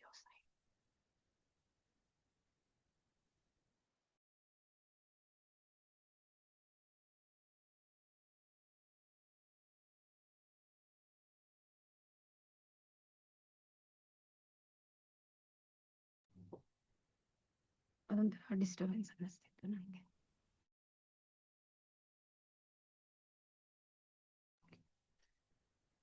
सो ये ऑफिशियल लेटर है यानी व्यावहारिक पत्र, सो इसलिए यानी कचहरी पत्र, सो इसलिए कार्यालयीन पत्र, सॉरी सॉरी मतलब कार्यालयीन पत्र, ಹಾಗಾಗಿ ಇಲ್ಲಿ ಪತ್ರ लिखने वाले का पता, पत्र पाने वाले का पता, यह स्पष्ट रूप से लिखना और दिनांक को लिखना. ಯಾವ್ದು ಈಗ ನೀವೇ ನೋಡಿ, ಮನೆ ಟೀಚರ್ಗೆ ನೀವು ಲೀವ್ ಲೆಟರ್ ಬರಿಬೇಕು ಅಥವಾ ಪರ್ಮಿಷನ್ ಲೆಟರ್ ಬರಿಬೇಕು ಅಂದ್ರೆ ವಿತೌಟ್ ಡೇಟ್ ಸ್ಟಾರ್ಟ್ ಮಾಡಬಾರ್ದು ಯಾವುದೇ ಲೆಟರ್ ಅನ್ನ. ಹಾಗಾಗಿ ಕಂಪಲ್ಸರಿ ಡೇಟ್ ಅನ್ನ ಮೆನ್ಷನ್ ಮಾಡಿ ಹಾಳೆಯ ಎಡಭಾಗಕ್ಕೆ. ಸೊ ಹಾಗೆ ಹಾಳೆಯ ಬಲಭಾಗಕ್ಕೆ पत्र सेवा में और प्रेषक को स्पष्ट रूप से आप लिख सकते हैं. जैसे यहाँ पर एक नमूना है छुट्टी पत्र का. ಸೊ ಲೆಟರ್ ರೈಟಿಂಗ್ ನ ಒಂದು ಪ್ಯಾಟ್ರನ್ ನ ಇಲ್ಲಿ ತೋರಿಸಲಾಗಿದೆ. ಒಂದ್ ಸ್ವಲ್ಪ ಸೆಂಟೆನ್ಸ್ ಫಾರ್ಮೇಶನ್ ಸ್ಪಷ್ಟವಾಗಿರುವಂತ ಮಕ್ಕಳು, ಲಾಸ್ಟಿಗೆ ನನ್ನ ಶಾಲೆಯ ಮಕ್ಕಳಿಗೆ ನಾನು ಈ ವಾಕ್ಯನ ಸ್ವಲ್ಪ ಸೇರ್ಸಿರ್ತೇನೆ. It give some special impression ಅಂತ. मैं आपको विश्वास दिलाता हूँ कि मेरी गर्ल्स आदरे दिलाती हूँ कि मेरी अनुपस्थिति में जो पाठगत कार्य हुए हैं उन्हें आते ही पूर्ण करूंगी. ಲೆಟರ್ ಯಾವಾಗಲೂ ಹಂಬಲ್ನೆಸ್ ನ ಎಕ್ಸ್ಪೆಕ್ಟ್ ಮಾಡುತ್ತೆ. ಅಫಿಷಿಯಲ್ ಲೆಟರ್ ಅಲ್ಲಾಗ್ಲಿ ರೆಸ್ಪೆಕ್ಟ್ಫುಲ್ ವರ್ಡ್ಸ್ ನ ಬಳಸುವಾಗ ನಾವು ಮರಳಿ ಬಂದ ನಂತರ ಸ್ಕೂಲ್ ವರ್ಕ್ ನ ಕಂಪ್ಲೀಟ್ ಮಾಡ್ಕೊಡುತ್ತೇವೆ. ಹಾಗಾಗಿ ನಮಗೆ ರಜೆ ಕೊಡಿ ಅಂತ ಕೇಳ್ದ ಹಾಗೆ ಇದು. ಸೊ यहाँ पे देखिए दिनांक को लिखना अपने पन्ने के बाएं भाग में और इसके साथ साथ प्रेषक और सेवा में स्पष्ट रूप से लिखना होगा. इसके बाद में संबोधन को ಸಂಬೋಧನ್ का ಸ್ಪಷ್ಟ ರೂಪ ಹೋನಾ ಚಾಹಿಯೆ. ಆಮೇಲೆ ಲೆಟರ್ ರೈಟಿಂಗ್ ಅಲ್ಲಿ ಯಾವಾಗಲೂ subject middle of the page ಅಲ್ಲಿ ಕವರ್ ಆಗೋ ತರ ನೋಡ್ಕೊಳ್ಳಿ ಮಕ್ಕಳ. ಕೆಲವು ಮಕ್ಕಳು ಸಬ್ಜೆಕ್ಟ್ ನ ಇಲ್ಲಿ ಸ್ಟಾರ್ಟಿಂಗ್ ಅಲ್ಲೇ ಬರೆಯೋದು ಅಥವಾ ಇಲ್ಲೆಲ್ಲೋ ಬರೆಯೋದು, ಯಾವಾಗಲೂ ಅದು ಪೇಜ್ ನ ಮಧ್ಯಭಾಗಕ್ಕೆ ಕವರ್ ಆಗಬೇಕು by quoting double inverted comma. So double inverted ಕಾಮನ ಕೋಟ್ ಮಾಡೋ ತರ.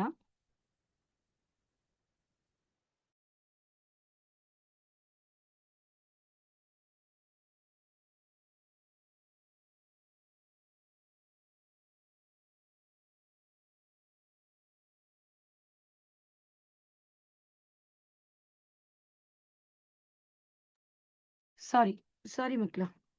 सो इसके साथ साथ पत्र का कलेवर लिखते समय स्पष्ट होना चाहिए कि आपको छुट्टी क्यों चाहिए. मतलब ಕೆಲವು ಮಕ್ಕಳು ನಾವು ವ್ಯಾಲ್ಯೂಯೇಷನ್ ಮಾಡುವಾಗ ನೋಡ್ತೇವೆ, ಡೈರೆಕ್ಟ್ ಆಗಿ ಇಂಥ ದಿನದಿಂದ ಇಂಥ ದಿನದವರೆಗೂ ನಮಗೆ ರಜೆ ಕೊಡಿ. बट ಅದರಲ್ಲಿ ಒಂದು ಹಂಬಲ್ನೆಸ್ ಇರಬೇಕಾಗತ್ತೆ. मैं अपने भाई की शादी में भाग लेना अनिवार्य है. ನೀವು ಆ 8th ಸ್ಟ್ಯಾಂಡರ್ಡ್ ಅಲ್ಲಿ छुट्टी पत्र ಇದೆ ಅಲ್ಲ, ಸೊ ಅದನ್ನ ನೋಡ್ಕೊಂಡ್ರೆ ಆ ಪದಗಳು ನಿಮ್ಗೆ ತುಂಬಾ ಮಂದಟ್ಟಾಗುತ್ತೆ. ಹಾಗೆ 9th ಸ್ಟ್ಯಾಂಡರ್ಡ್ ಅಲ್ಲೂ ರಿಪೀಟ್ ಆಗಿದೆ 9th ಸ್ಟ್ಯಾಂಡರ್ಡ್ ಟೆಕ್ಸ್ಟ್ ಬುಕ್ ಅಲ್ಲಿ. इसलिए आप मुझे 3 दिन की छुट्टी देने की कृपा करें. 3 दिन तक छुट्टी देने की कृपा करें. ಈ ತರದ ಹಂಬಲ್ ವರ್ಡ್ಸ್ ನ ಬಳಸೋದು ತುಂಬಾ ಮುಖ್ಯ ಆಗತ್ತೆ. उस विवाह समारोह में भाग लेना ಅಥವಾ अस्वास्थ्य का कारण ಅಂತ ಕೇಳಿದಾಗ ವೈದ್ಯನೇ मुझे 3 दिन तक ಅಥವಾ ಅವ್ರು ಎಷ್ಟು ದಿನ ಕೇಳಿರ್ತಾರೋ 2 दिन तक विश्राम लेने की सलाह दी है, इसलिए 3 दिनों तक पाठशाला में उपस्थित नहीं रह पाऊंगा. अतः आपसे निवेदन है कि आप मुझे छुट्टी प्रदान करें ಅಥವಾ छुट्टी प्रदान करने की कृपा करें. सो ಈ ತರದ ಪದಗಳನ್ನ ಬಳಸಬೇಕಾಗತ್ತೆ ಲೆಟರ್ ರೈಟಿಂಗ್ ಅಲ್ಲಿ. इसके साथ साथ यह भी संबोधन आपका आज्ञाकारी छात्र और अभिभावक के हस्ताक्षर, ये सब लिखने से आप 5 के 5 अंक आसानी से पा सकते हैं. और कश्मीरी से पाठ जो है, अगर सॉरी गद्य भाग तक हम अग्रसर हो रहे हैं बच्चों. सो गद्य भाग की ओर जब भी हम प्रवेश करेंगे तो यह पहला जो ऐसा पाठ है 2 अंक वाला, किताबी प्रश्न ज्यादा इसमें पूछने की संभावना है बच्चों. ಸೊ ಟೆಕ್ಸ್ಟ್ ಬುಕ್ ನ ಮಧ್ಯದಲ್ಲಿ ಪ್ರಶ್ನೆಗಳನ್ನ ಕೇಳುವಂತ ಅವಕಾಶ ಈ ಪಾಠದಲ್ಲಿ ಖಂಡಿತ ಇದೆ. ಸೊ ಯಾಕೆಂದ್ರೆ ಇದರಲ್ಲಿ ನಮ್ಗೆ 2 ಮೆಸೇಜ್ ಸಿಗತ್ತೆ. एक खरीदारी करते समय सावधानी से रहना, इससे संबंधित, और रेवड़ियाँ बेचने वाला, सेब बेचने वाला, उनके स्वभाव से संबंधित या उनके व्यक्तित्व से संबंधित। और उसके साथ-साथ दूसरा प्रमुख भाग है इस पाठ का, ಪ್ರೋಟೀನ್ और ವಿಟಮಿನೋं का ಪರಿಚಯ. ಹಾಗಾಗಿ ಈ ಪ್ರೋಟೀನ್ और ವಿಟಮಿನೋं के बारे में लिखी ಅಂತ ನೇರವಾದ ಪ್ರಶ್ನೆ ಕೇಳಬಹುದು ಟೆಕ್ಸ್ಟ್ ಬುಕ್ ಅಲ್ಲಿ. ಸೊ ಈಗ ಪ್ರೋಟೀನ್ और ವಿಟಮಿನ್ ಬಗ್ಗೆ ಕೇಳಿದಾಗ सेब, गाजर, टमाटर भोजन का अंग है. गाजर पहले अमीरों के गरीबों के पेट भरने की चीज थी. अब अमीरों के मेजों पर स्थान मिलने लगा है. ಅಥವಾ ಸಪರೇಟ್ ಆಗಿ 2 अंकಕ್ಕೆ गाजर के बारे में लेखक के विचार क्या है, सेब अथवा प्रोटीन और विटामिन से संबंधित लेखक के विचार क्या है, ಈ ತರದ ಪ್ರಶ್ನೆಗಳು. और इसके साथ-साथ जैसे हमेशा ನೀವು ಕ್ವೆಶ್ಚನ್ ಪೇಪರ್ಸ್ ಅಲ್ಲಿ ಮ್ಯಾಕ್ಸಿಮಮ್ ರಿಪೀಟ್ ಆಗಿರೋದು दुकानदार ने लेखक से क्या कहा. ಸೊ ಮೊನ್ನೆ दुकानदार ने नौकर से क्या कहा. ಸೊ ಚುನ್ ಚುನ್ ಕರ್ ಲಾನಾ ಆನ್ಸರ್ ಏನಿದೆ ಅದನ್ನ ಅಲ್ಲಿ ಕವರ್ ಮಾಡ್ಬೇಕಾಗತ್ತೆ. ಅದ್ರಲ್ಲಿ ನೋಡಿ ಕ್ವೆಶ್ಚನ್ ಮಾರ್ಕ್ ಇದೆ. सो आश्चर्य सूचक चिन्ह है, विस्मयादिबोधक चिन्ह है, उसका भी आप बहुत अच्छी तरह से ಪ್ರಯೋಗ कीजिएगा. ಹಾಗೆ ಈ ಪಾಠದಲ್ಲಿ ಟೆಕ್ಸ್ಟ್ ಬುಕ್ ಮಧ್ಯ ಕೇಳಬಹುದಾದಂತ ಪ್ರಶ್ನೆ, ಮೇನ್ ಕಾನ್ಸೆಪ್ಟ್ ಎಲ್ಲಿ ಬರುತ್ತೆ, ಪ್ರೇಮಚಂದ್ उन 4 पैसे खोने का दुख उतना नहीं हुआ जितना समाज के चारित्रिक अधःपतन का. ಅದು ಮೇನ್ ಥಾಟ್ ಅವ್ರಿಗೆ ಆಗೋದು. ನಾನು ಹಣ ಕಳ್ಕೊಂಡಿದ್ದಕ್ಕೆ ಬೇಸರ ಆಗ್ಲಿಲ್ಲ ಅವ್ರಿಗೆ, ಬಟ್ ಸಮಾಜದ ವ್ಯಕ್ತಿತ್ವದ ಬಗ್ಗೆ. तो उससे संबंधित भी एक प्रश्न पूछा जा सकता है, जो जैसे पूछने की संभावना है. चारों सेब खराब होने पर लेखक दुकानदार के बारे में क्या सोचने लगते हैं. 4 ಹಣ್ಣು ಕೊಳ್ತಿದ್ದಕ್ಕೆ ಅವ್ರು ಏನ್ ಯೋಚನೆ ಮಾಡ್ತಾರೆ. ಆ ಪಾಠದ 2ನೇ ಪ್ಯಾರದ ಕೊನೆ 2ನೇ ಪೇಜ್‌ನ ಕೊನೆ ಪ್ಯಾರಾನಲ್ಲಿ ಸ್ಪಷ್ಟವಾದ ವಾಕ್ಯಗಳನ್ನ ನೀವು ಇಲ್ಲಿ ನೋಡ್ಬೋದು. ಸೊ ಉಸ್ಕೆ ಸಾಥ್ ಸಾಥ್ ಪಾಠ ಕಾ ಸಂದೇಶ ಮತ್ತೆ ನೆನಪಿಸ್ತಿದ್ದೇನೆ ನಿಮ್ಗೆ. ಇಡೀ ಟೆಕ್ಸ್ಟ್ ಬುಕ್ ಅಲ್ಲಿ ಪಾಠ ಕಾ ಸಂದೇಶ ಸಂಬಂಧಪಟ್ಟಂತ 2 ಪಾಠಗಳಿದೆ. ಒಂದು कश्मीर से, ಇನ್ನೊಂದು महिला की साहसगाथा. इन 2 पाठों में जो भी संदेश है उससे संबंधित प्रश्न भी पूछा जा सकता है. और इस पाठ में अनुरूपता के प्रश्न भी पूछ सकते हैं बच्चों, जैसे कि वही ज्यादा बार, अधिक बार आप लोगों ने दोहराया होगा कि सेब बेचने वाला बेईमान निकला तो रेवड़िया बेचने वाला ईमानदार निकला. और पाठ की विधा से संबंधित प्रश्न पूछ सकते हैं. ईमानदारों के सम्मेलन में व्यंग्य रचना है तो कश्मीरी सेब डैश. और पाठ के लेखकों से संबंधित, बसंत की सच्चाई एकांकी है तो कश्मीर सेब डैश. इस तरह अनुरूपता के प्रश्न भी इस पाठ में पूछ सकते हैं. आगे अगले पाठ तक हम अग्रसर होंगे तो अगला पाठ होगा गिल्लू. और ಗಿಲ್ಲು 3 ಅಂಕ का है. ಸೊ ಹೆಚ್ಚಾಗಿ ಜಸ್ಟ್ ನಾವು ಪಾಸ್ ಆಗ್ಲಿಕ್ಕೆ ಪ್ರಯತ್ನ ಪಡುವಂತ ಮಕ್ಕಳು ಮಮತಾ का वर्णन ಆಮೇಲೆ ಕಾರ್ಯಕಲಾಪ ಮಾತ್ರ ಗಮನಿಸಿರ್ತಾರೆ. ಸೊ ಸ್ಕೋರ್ ಮಾಡ್ಲಿಕ್ಕೆ ಪ್ರಯತ್ನ ಪಡ್ತಾ ಇರುವಂತ ಮಕ್ಕಳು ಸ್ವಲ್ಪ 3 ಅಂಕಕ್ಕೆ ಯಾವೆಲ್ಲ ಪ್ರಶ್ನೆಗಳು ಈ ಪಾಠದಲ್ಲಿ ಕೇಳಬಹುದು. सो लेखिका के गैर हाजिरी के दिन गिल्लू ने कैसे बिताए. गिल्लू के प्रति महादेवी वर्मा की ममता का वर्णन कीजिए. महादेवी वर्मा ने गिल्लू की चिकित्सा कैसे की, अथवा गिल्लू के प्रति स्नेह भाव को कैसे व्यक्त किया. सो ಇಲ್ಲಿ 2 ಕಾನ್ಸೆಪ್ಟ್ ಇದೆ. महादेवी वर्मा जी के मन में गिल्लू के प्रति क्या भावना थी, और गिल्लू के मन में महादेवी वर्मा जी के वर्मा जी के प्रति क्या भावना थी. ये 2 प्रश्न स्पष्ट रूप से सबसे पहले प्रश्न को अच्छी तरह से पढ़िएगा, समझिएगा, बाद में उत्तर लिखने की कोशिश कीजिएगा. ज्यादातर दुकानदार ने लेखक से क्या कहा, दुकानदार ने नौकर से क्या कहा. इसमें जो कुछ बच्चे सिर्फ दुकानदार देख पाते हैं और आगे शुरू हो जाते हैं लिखने के लिए. सो जस्ट ಸ್ಟಾರ್ಟಿಂಗ್ ವರ್ಡ್ ಮಾತ್ರ ನೋಡ್ಬಿಟ್ಟು ಶುರು ಮಾಡ್ಕೊಂಡ್ ಬಿಡ್ತೀರಿ ಆನ್ಸರ್ ಬರೀಲಿಕ್ಕೆ. ಆದ್ರೆ ಸ್ಪಷ್ಟವಾಗಿ ಆ ಪ್ರಶ್ನೆಯನ್ನ ಓದಿ ಆಮೇಲೆ ಉತ್ತರ ಬರೆಯೋದು ಒಳ್ಳೇದಾಗತ್ತೆ. सो कार्यकलाप और स्नेह भावना का वर्णन देखिए. और उसके साथ साथ गैर हाजिरी के दिन कैसे बिताए और अंतिम दिनों का वर्णन. सो हीटर जलाया, उष्णता देने की कोशिश की. सुबह के प्रभात की पहले किरणों के साथ साथ ಅದೇನು ವಾಕ್ಯಗಳಿವೆ ಅದನ್ನ ಸ್ಪಷ್ಟವಾಗಿ ಬರೀರಿ. अंतिम दिन का वर्णन लिखिए लिखते समय. और मेरा बचपन, यह रहा 2 अंक का एक प्रश्न और 1 अंक का एक प्रश्न इस पाठ में. ಸೊ ಕಾಶ್ಮೀರಿ ಸೇಬ್ ತರಾನೇ ಪಾಠದ ಮಧ್ಯದಲ್ಲಿ ಪ್ರಶ್ನೆಗಳನ್ನ ಕೇಳಬಹುದಾದಂತಹ ಪಾಠ ಇದೂ ಸಹ ಒಂದು. सो मेरा बचपन पाठ में भी ऐसे ಪ್ರಶ್ನೆ पूछे जा सकते हैं. 1 ಅಂಕದ ಪ್ರಶ್ನೆ ಇರೋದ್ರಿಂದ ಮಕ್ಕಳ ಈ ಪಾಠದಲ್ಲಿ ಬರೋ ಎಲ್ಲ ವ್ಯಕ್ತಿಗಳ ಹೆಸರು ಜೊತೆಗೆ ರಿಲೇಶನ್‌ಶಿಪ್ ಏನಿದೆ ಸಂಬಂಧ ಅವುಗಳನ್ನ ಸ್ಪಷ್ಟವಾಗಿ ಗಮನಿಸಿ. ಜೈಸೆ शमसुद्दीन चचेरे भाई तो जलालुद्दीन जीजा और पक्षी लक्ष्मण शास्त्री रमानंद शास्त्री अभिन्न मित्र हैं तो जलालुद्दीन और कलाम अंतरंग मित्र है.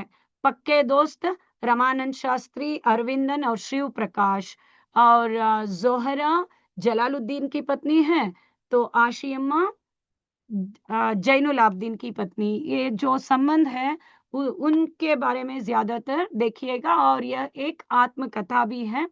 अनुरूपता की ओर देख पाएंगे तो. और इसके साथ साथ टेक्स्ट बुಕ್ के बीच में ಸೊ ನೀವು ಟೆಕ್ಸ್ಟ್ ಬುಕ್ನ ಅಂದ್ರೆ ಆ ಪಾಠದ ಕೊನೆಯಲ್ಲಿರೋ ಪ್ರಶ್ನೆಗಳಲ್ಲಿ ಜೈನುಲಬ್ದೀನ್ ಅವ್ರ ಬಗ್ಗೆ ನೇರವಾದಂತ ಪ್ರಶ್ನೆ ಇಲ್ಲ. ಲೇಕಿನ್ परीक्षा में पूछा जा सकता है कि जैनुलब्दीन एक आदर्श पिता थे, स्पष्ट कीजिए तो सिद्ध कीजिए. तो आप उन सभी अंशों को उसमें इंक्लूड कर सकते हैं, अंतरित कर सकते हैं. जैसे कि एक आडंबरहीन व्यक्ति थे, ऐशो आराम वाली चीजों से वे हमेशा दूर रहा करते थे, आदर्श दंपति के रूप में पूरे इलाके में प्रसिद्ध थे. उनमें औपचारिक शिक्षा ना होने के बावजूद भी उनमें उदारता के गुण थे. और इसके साथ साथ कलाम ने अपने प्रौद्योगिकी जीवन में जो भी साधनाएं किए हैं उन सबका श्रेय अपने पिताजी को देना चाहते हैं. और पाँव फटने से पहले उठकर वे नमाज करने के बाद भाग जाते थे. ಸೊ ಈ ಎಲ್ಲ ವಾಕ್ಯಗಳನ್ನ ಜೈನುಲಬ್ದೀನ್ ಕೆ ವ್ಯಕ್ತಿತ್ವ ಪರಿಚಯ ದೀಜಿಯೆ ಅನ್ನೋ ಪ್ರಶ್ನೆಯನ್ನ ಟೆಕ್ಸ್ಟ್ ಬುಕ್ ಮಧ್ಯದಲ್ಲಿ ಅಥವಾ ಕೇಳಿದಾಗ ಆ ಪ್ರಶ್ನೆ ಕೇಳಿದಾಗ ಟೆಕ್ಸ್ಟ್ ಬುಕ್ ನ ವಾಕ್ಯಗಳನ್ನ ಬಳಸಿ ಬರಿಬೇಕಾಗತ್ತೆ. ಸೊ ಉಸ್ಕೆ ಸಾಥ್ ಸಾಥ್ ಜಲಾಲುದ್ದೀನ್ಗೆ ಸಂಬಂಧಪಟ್ಟಂತೆ ಪೇಜ್ ನಂಬರ್ 33 ಮತ್ತೆ 34 ಅಲ್ಲಿ ಆ 2 ಪ್ಯಾರಾಗಳಲ್ಲಿ ಸ್ಪಷ್ಟವಾದ ಮಾಹಿತಿ ಇದೆ. ಆ 2 ಪ್ಯಾರಾಗಳನ್ನ ಓದಿ ಅರ್ಥ ಮಾಡ್ಕೊಂಡ್ರೆ ಜಲಾಲುದ್ದೀನ್ ಬಗ್ಗೆ ಯಾವುದೇ ಪ್ರಶ್ನೆ ಟ್ವಿಸ್ಟ್ ಆದ್ರೂನು ನೀವು ಅದಕ್ಕೆ ಉತ್ತರವನ್ನ बरीबोधु मकला. जैसे कि जलालुद्दीन कलाम को आजाद कर पुकारते थे, उन्होंने नई दुनिया का बोध कराया और उन्हें बाहरी अपने दायरे से बाहर निकालने की कोशिश की. सो यावेला विषयಗಳ ಬಗ್ಗೆ आध्यात्मिक विषय, वैज्ञानिक और साहित्यिक अनुसंधान, इन सब विषयों के बारे में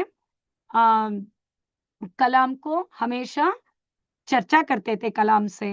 ये सब वाक्य वहां पर लिख सकते हैं. इसके साथ साथ दुर्लभ वस्तु विषय ಬಂದಾಗ STR मणिकम और मनेय निजी जो ग्रंथालय था उनका निजी ग्रंथालय में जाकर कलाम जी पुस्तकों को लेकर पढ़ा करते थे. सो STR मणिकम उग्र राष्ट्रवादी है.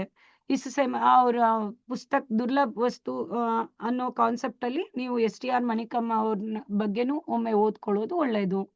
सो इसके साथ साथ जो संबंध है चचेरे भाई, जीजा और अंतरंग मित्र, इससे तो बहुत अच्छी तरह से रूबरू हो चुके हैं बच्चों. ये कुछ ऐसे प्रश्न है टेक्स्ट बुक के बीच में से किताबी प्रश्न है. ये सब ಸ್ವಲ್ಪ ಮಾರ್ಕ್ ಮಾಡ್ಕೊಂಡಿದ್ದೇನೆ, ಇದನ್ನ ಗಮನಿಸಿ. जैसे अब्दुल कलाम का जीवन सादगी और निश्चिंतता में बीतने का कारण स्पष्ट कीजिए. और जैनुलब्दीन ने नमाज के बारे में क्या बयान दिया या क्या कहा. बयान अन्नो पदವನ್ನು ಬಳಸಬಹುದು. बयान क्या था. और शमसुद्दीन अखबारों का वितरण का कार्य कैसे करते थे. जो पंबन से हजारों प्रति आती थी उन्हें वितरण करने का काम. ಆ ಕಾನ್ಸೆಪ್ಟ್ ಏನಿದೆ ಲಾಸ್ಟ್ ಪ್ಯಾರಾನಲ್ಲಿ ಆ ಪ್ಯಾರಾನ ಸ್ವಲ್ಪ ಗಮನಿಸಿ. सो जलालुद्दीन ने कलाम को बाहरी दुनिया का बोध कैसे कराया. वे ही एक ऐसे व्यक्ति है जिन्होंने मुझे बाहरी दुनिया का बोध कराया ಅನ್ನೋದನ್ನ ಅವ್ರು ಹೇಳ್ಕೊಡುವಾಗ यावेला चर्चे ನಮ್ಮ आध्यात्मिक वैज्ञानिक विषय से संबंधित, साहित्यिक उपलब्धियों के बारे में संबंधित ये सब अंश आप वहां पर गौर कर सकते हैं बच्चों. जैसे कि ಇದು डायरेक्ट क्वेश्चन टेक्स्ट बुक अल्ले डायरेक्ट क्वेश्चन. अब्दुल कलाम और जलालुद्दीन किन किन विषयों के बारे में चर्चा करते थे. ಇದೊಂದು ಉತ್ತರವನ್ನ ಕಲ್ತ್ರೆ ನೀವು ವಾಕ್ಯಗಳನ್ನ ಹಾಗೇನೆ टर्न आउट ಮಾಡ್ಕೋಬಹುದು. इन सब विषयों का बोध कराते हुए उन्होंने कलाम को बाहरी दुनिया का बोध कराया. इस तरह जलालुद्दीन से संबंधित जो भी प्रश्न पूछेंगे तो आप आसानी से उत्तर लिख पाएंगे. ಸೊ ಹಾಗಾಗಿ ಆ 33 ಮತ್ತೆ 34 ಪೇಜ್ಗಳನ್ನ ಹೆಚ್ಚಾಗಿ ಗಮನಿಸಿ. और स्थानीय ठेकेदार का काम और कौन सा काम शुरू किया? जैनुल आबदीन ने कौन सा काम शुरू किया? नौकाएं बनाने का काम शुरू किया. ಸೊ ಇವರು ಜಲಾಲುದ್ದೀನ್ ಬಗ್ಗೆ ಹೇಳೋದಾದ್ರೆ ಸ್ಥಾನೀಯ ಠೇಕೆದಾರ್ ಥೇ. ಆ ತರದ ಪದಗಳ ಕಡೆ ಸ್ವಲ್ಪ ಹೆಚ್ಚು ಗಮನ ಇರ್ಲಿ ಮಕ್ಕಳ ಈ ಪಾಠದಲ್ಲಿ.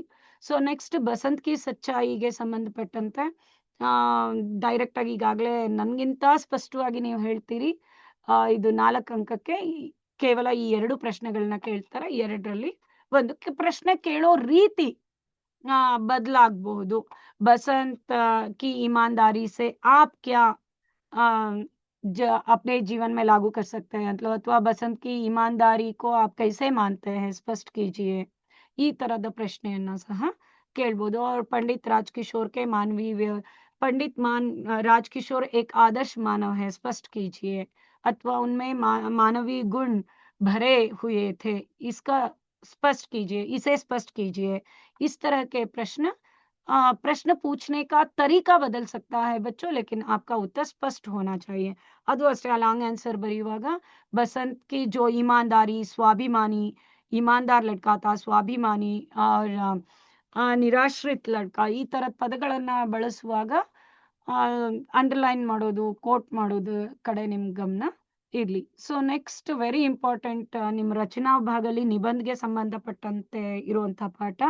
ಜೊತೆಗೆ ಬ್ಲೂ ಪ್ರಿಂಟ್ ಅಲ್ಲಿ 3 ಅಂಕಗಳನ್ನ अलर्ट ಆಗಿರುವಂತಹ ಪಾಠ इंटरनेट क्रांति. और इस इंटरनेट क्रांति पाठ में बच्चों 3 अंक के यहाँ पर भी किताबी प्रश्न इस पाठ से अधिकतर पूछे जा सकते हैं.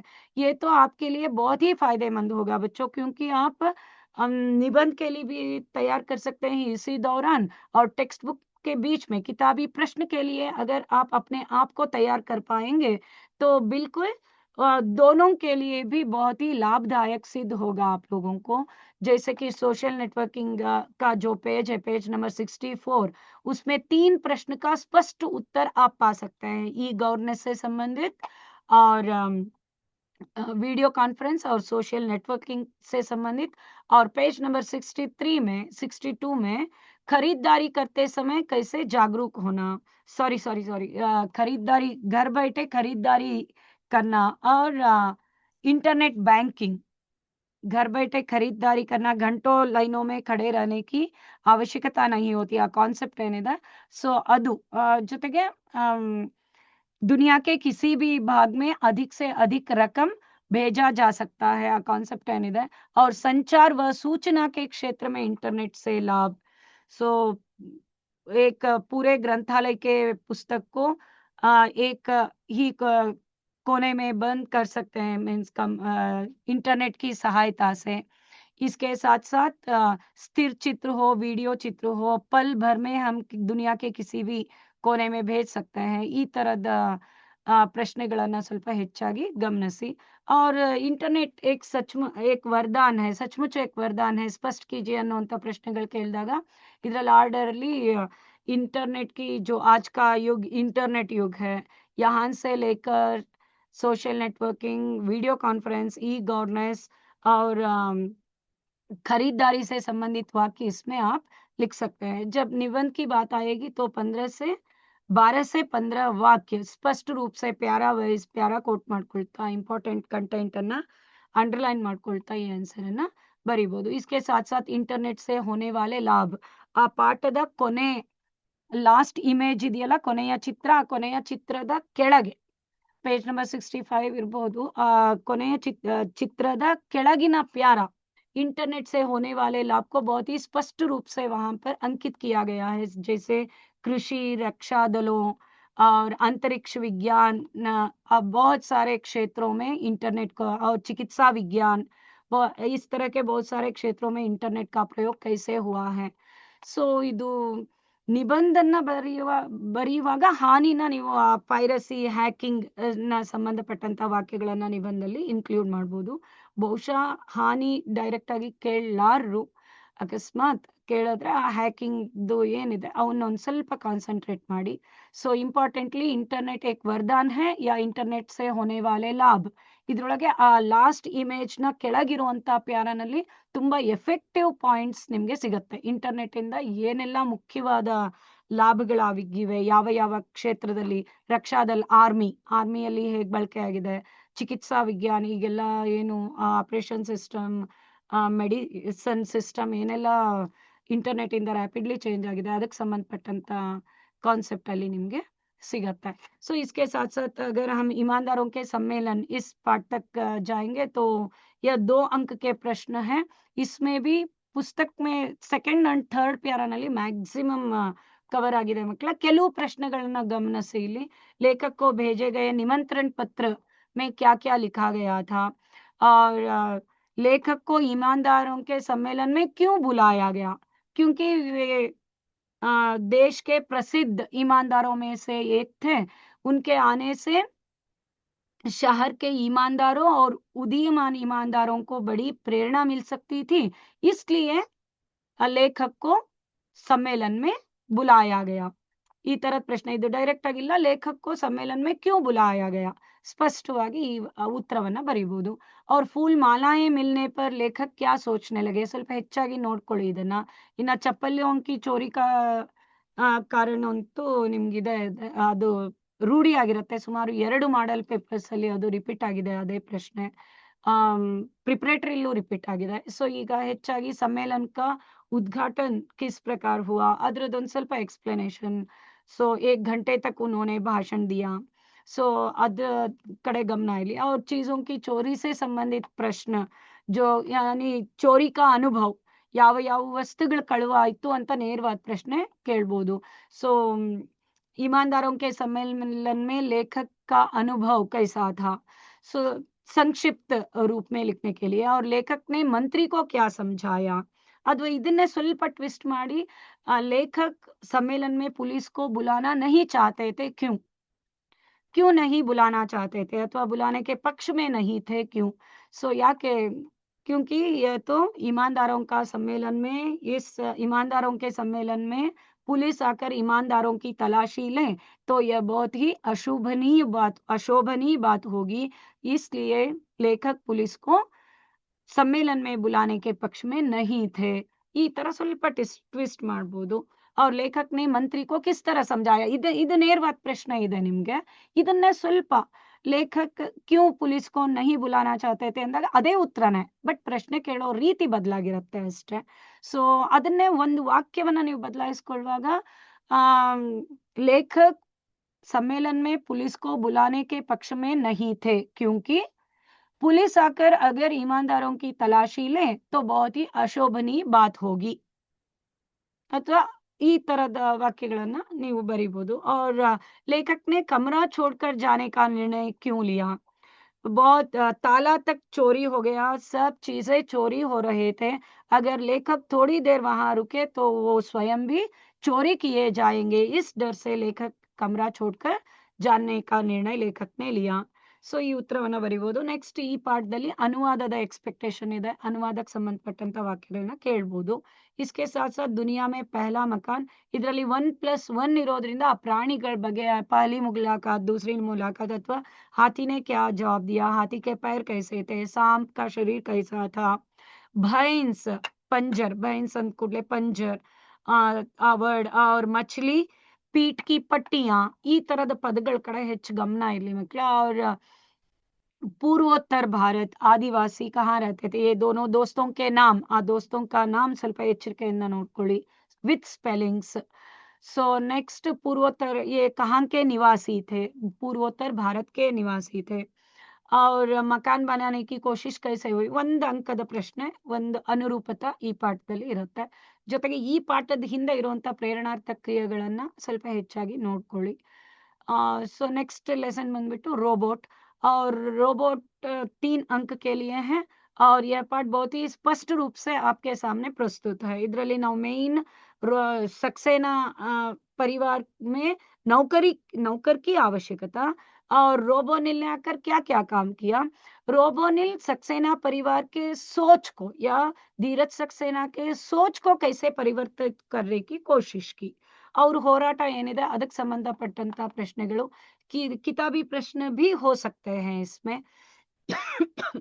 सो रोबोनिल कैसे काम करता था? मेहमानों के आने पर द्वार खोलना, नाश्ता बनाना, इनका पालतू कुत्ता, सक्सेना परिवार के पालतू कुत्ते शेरू को घुमाना, ये ಅವನೇನೇನ್ कहानियां सुनाना बच्चों नाती पोतों को और होमवर्क लिखवाना और उसके साथ-साथ ವರ್ಡ್ ಪ್ರೊಸೆಸರ್ पर काम ಸಂಭಾಲನಾ ಈ ವಾಕ್ಯಗಳನ್ನ ಬರಿಬಹುದು. ಸೊ ಇದನ್ನೇ ಸ್ವಲ್ಪ ಟೆಸ್ಟ್ ಮಾಡಿ ಸಕ್ಸೇನಾ ಇದನ್ನ ಕೇಳಿದ್ರೆ ನೇರವಾಗಿ ಬರಿತೀರಿ. रोबोनिल क्या-क्या काम करता था ಅಂದ್ರೆ ಇದನ್ನ ಬರಿತೀರಿ. ಅದನ್ನೇ सक्सेना परिवार रोबोनिल से क्यों खुश था ಅಂತ ಕೇಳಬಹುದು. ಕೇಳಿದಾಗ ಅಯ್ಯೋ ಮತ್ತೆ ಯೋಚನೆ ಮಾಡೋದಕ್ಕಿಂತ ಅದೇ ಆನ್ಸರ್. रोबोनिल यह सब काम करता था इसलिए सक्सेना परिवार रोबोनिल से बहुत खुश थी. ಸೊ ಈ ವಾಕ್ಯವನ್ನ ಆ ಪ್ರಶ್ನೆಯನ್ನ ಅರ್ಥ ಮಾಡ್ಕೊಳ್ಳಿ. ನಿಮ್ಗೆ ಗೊತ್ತಿರೋ ಉತ್ತರನೇ ಇರುತ್ತೆ. ಆದ್ರೆ ಪ್ರಶ್ನೆಯನ್ನ ಅರ್ಥ ಮಾಡ್ಕೊಳ್ಳೋ ರೀತಿಯಲ್ಲಿ ನೀವು ಸ್ವಲ್ಪ ಹೇರ್ಫೇರ್ ಮಾಡ್ಕೋತೀರಿ. ಸೊ ನೆಕ್ಸ್ಟ್ रोबोनिल और रोबोदीप की मुलाकात. ಸೊ ಇದನ್ನ ಈ ಮುಲಾಕಾತ್ಗೆ ಸಂಬಂಧಪಟ್ಟಂತೆ ಪ್ರಶ್ನೆ ಕೇಳಿದಾಗ रोबोनिल सक्सेना परिवार का नौकर था और रोबोदीप शर्मा परिवार का नौकर था. रोबोनिल सक्सेना परिवार के पालतू कुत्ते शेरू को घुमाते समय रोबोदीप भी शर्मा परिवार के जबरू को घुमाने आया था. दोनों की मुलाकात हुई. यह मुलाकात स्नेह में परिवर्तित हुआ. दोनों ने मिलकर साधोराम से हुई गलती या साधोराम के लिए हुए अन्याय के बारे में दोनों ने चर्चा की और उसका समाधान करने के लिए भी उन्होंने रोबोटिक ಕಾರ್ಪೊರೇಷನ್ जाने की कोशिश की. 3 ಅಂಕ ಆಗಿರೋದ್ರಿಂದ ಈ ವಾಕ್ಯಗಳನ್ನ ಟೆಕ್ಸ್ಟ್ ಬುಕ್ ನ ವಾಕ್ಯಗಳನ್ನ ನೀವು ಮುಖ್ಯವಾಗಿ ಬಳಸಬಹುದು. रोबोटिक ಕಾರ್ಪೊರೇಷನ್ जाने का निर्णय दोनों ने लिया और रोबोजीत से मुलाकात की. रोबोजीत से साधोराम की ಪರಿಸ್ಥಿತಿ के बारे में ಚರ್ಚಾ की. ಈ ತರದ ವಾಕ್ಯಗಳನ್ನ ಅವರ ಮುಲಾಕಾತ್ಗೆ ಸಂಬಂಧಪಟ್ಟಂತ ಪ್ರಶ್ನೆ ಕೇಳಿದ್ರೆ वाक्यಗಳನ್ನ ನೀವು ಬರೀಬಹುದು. सो अगला पार्ट है महिला की साहस गाथा और यह पार्ट इस पार्ट से एक स्पष्ट है. पार्ट का आशय भी पूछा जा सकता है. इसके साथ-साथ बचेंद्री पाल के बचपन से संबंधित बचेंद्री पाल का परिचय और बचेंद्री पाल की शिक्षा. सो ये शिक्षा आगे संबंधपಟ್ಟಂತೆ 5 किलोमीटर पैदल चलकर उन्होंने अपनी शिक्षा पूरी की और सिलाई का काम करके पढ़ाई के लिए पैसे जुटाया और इन्होंने एमए बीएड की संस्कृत भाषा में एमए बीएड की परीक्षा पूर्ण की और पर्वतारोहण की प्रशिक्षण भी उन्होंने पाया. ಇದು और एजुकेशन ಗೆ ಸಂಬಂಧಪಟ್ಟಂತೆ. ಇನ್ನ बचपन का परिचय दीजिए ಅಂದ್ರೆ एक साधारण परिवार में इनका जन्म हुआ था. उनके माता पिता का नाम लिखते हुए वो सब काम करना चाहती थी जो अपना भाई करते हैं.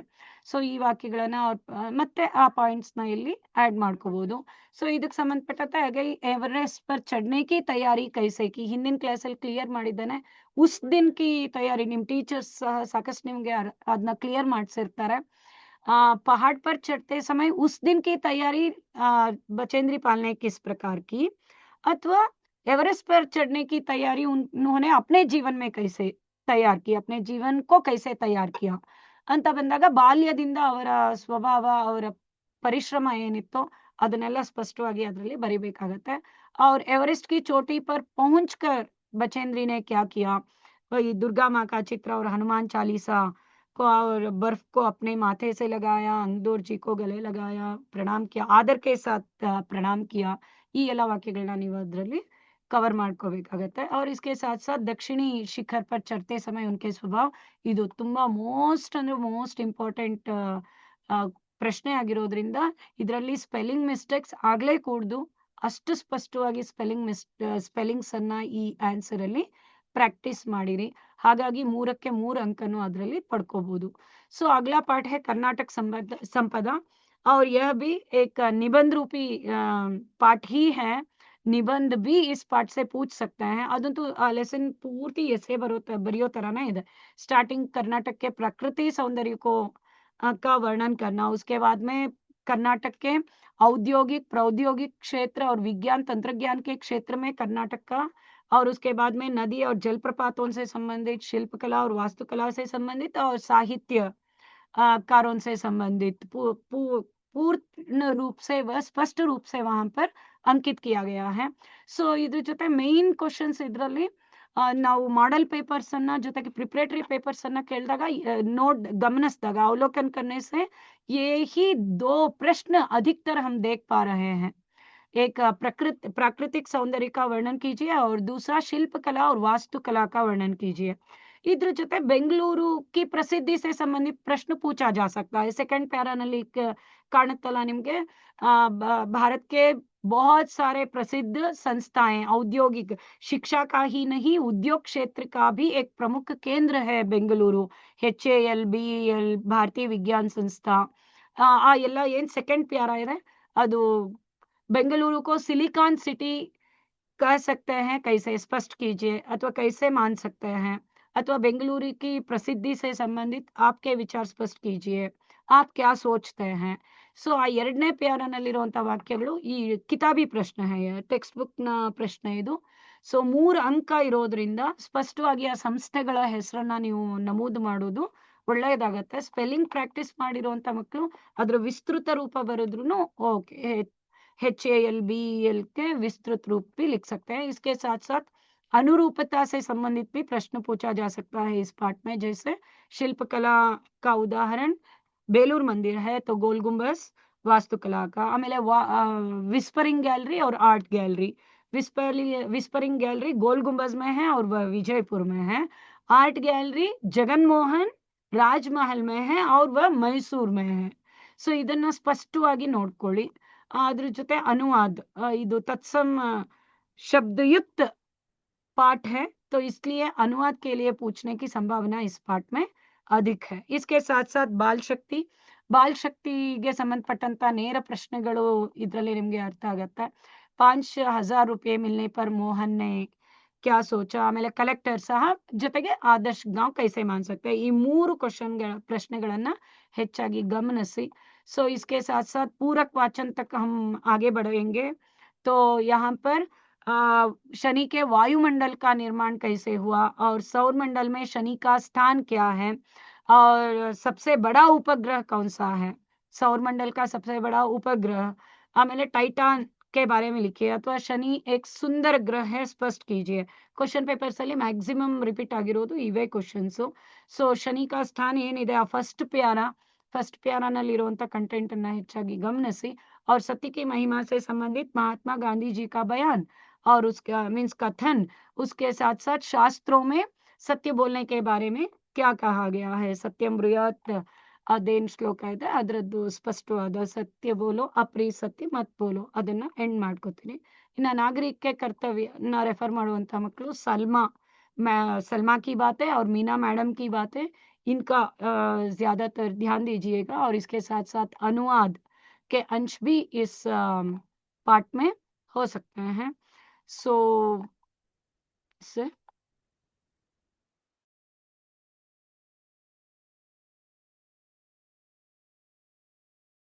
Okay.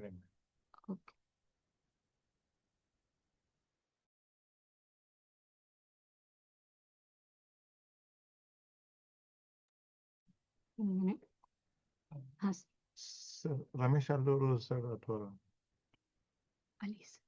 ಅಲಿ ಸರ್ ನೀವು ತಗೋತಿದ್ರ ನೆಕ್ಸ್ಟ್? ಸರ್ ಅಲಿ ಸರ್ ತಗೋತಾರ ಸರ್. ಅಲಿ ಸರ್ ನಿಮಿಷ ಸರ್. ಮಕ್ಕಳ ಈಗ ಸದ್ಯಕ್ಕೆ ನನ್ನ ಸೆಷನ್ ಕಂಪ್ಲೀಟ್ ಆಯ್ತು. ಸರ್ ಕಂಪ್ಲೀಟ್ ಆದ ನಂತರನೂ ನಿಮ್ಗೆ ಏನಾದ್ರೂ ಡೌಟ್ಸ್ ಇದ್ರೆ ನಂತರ ಚರ್ಚೆ ಮಾಡೋಣಂತೆ. ಅಲಿ ಸರ್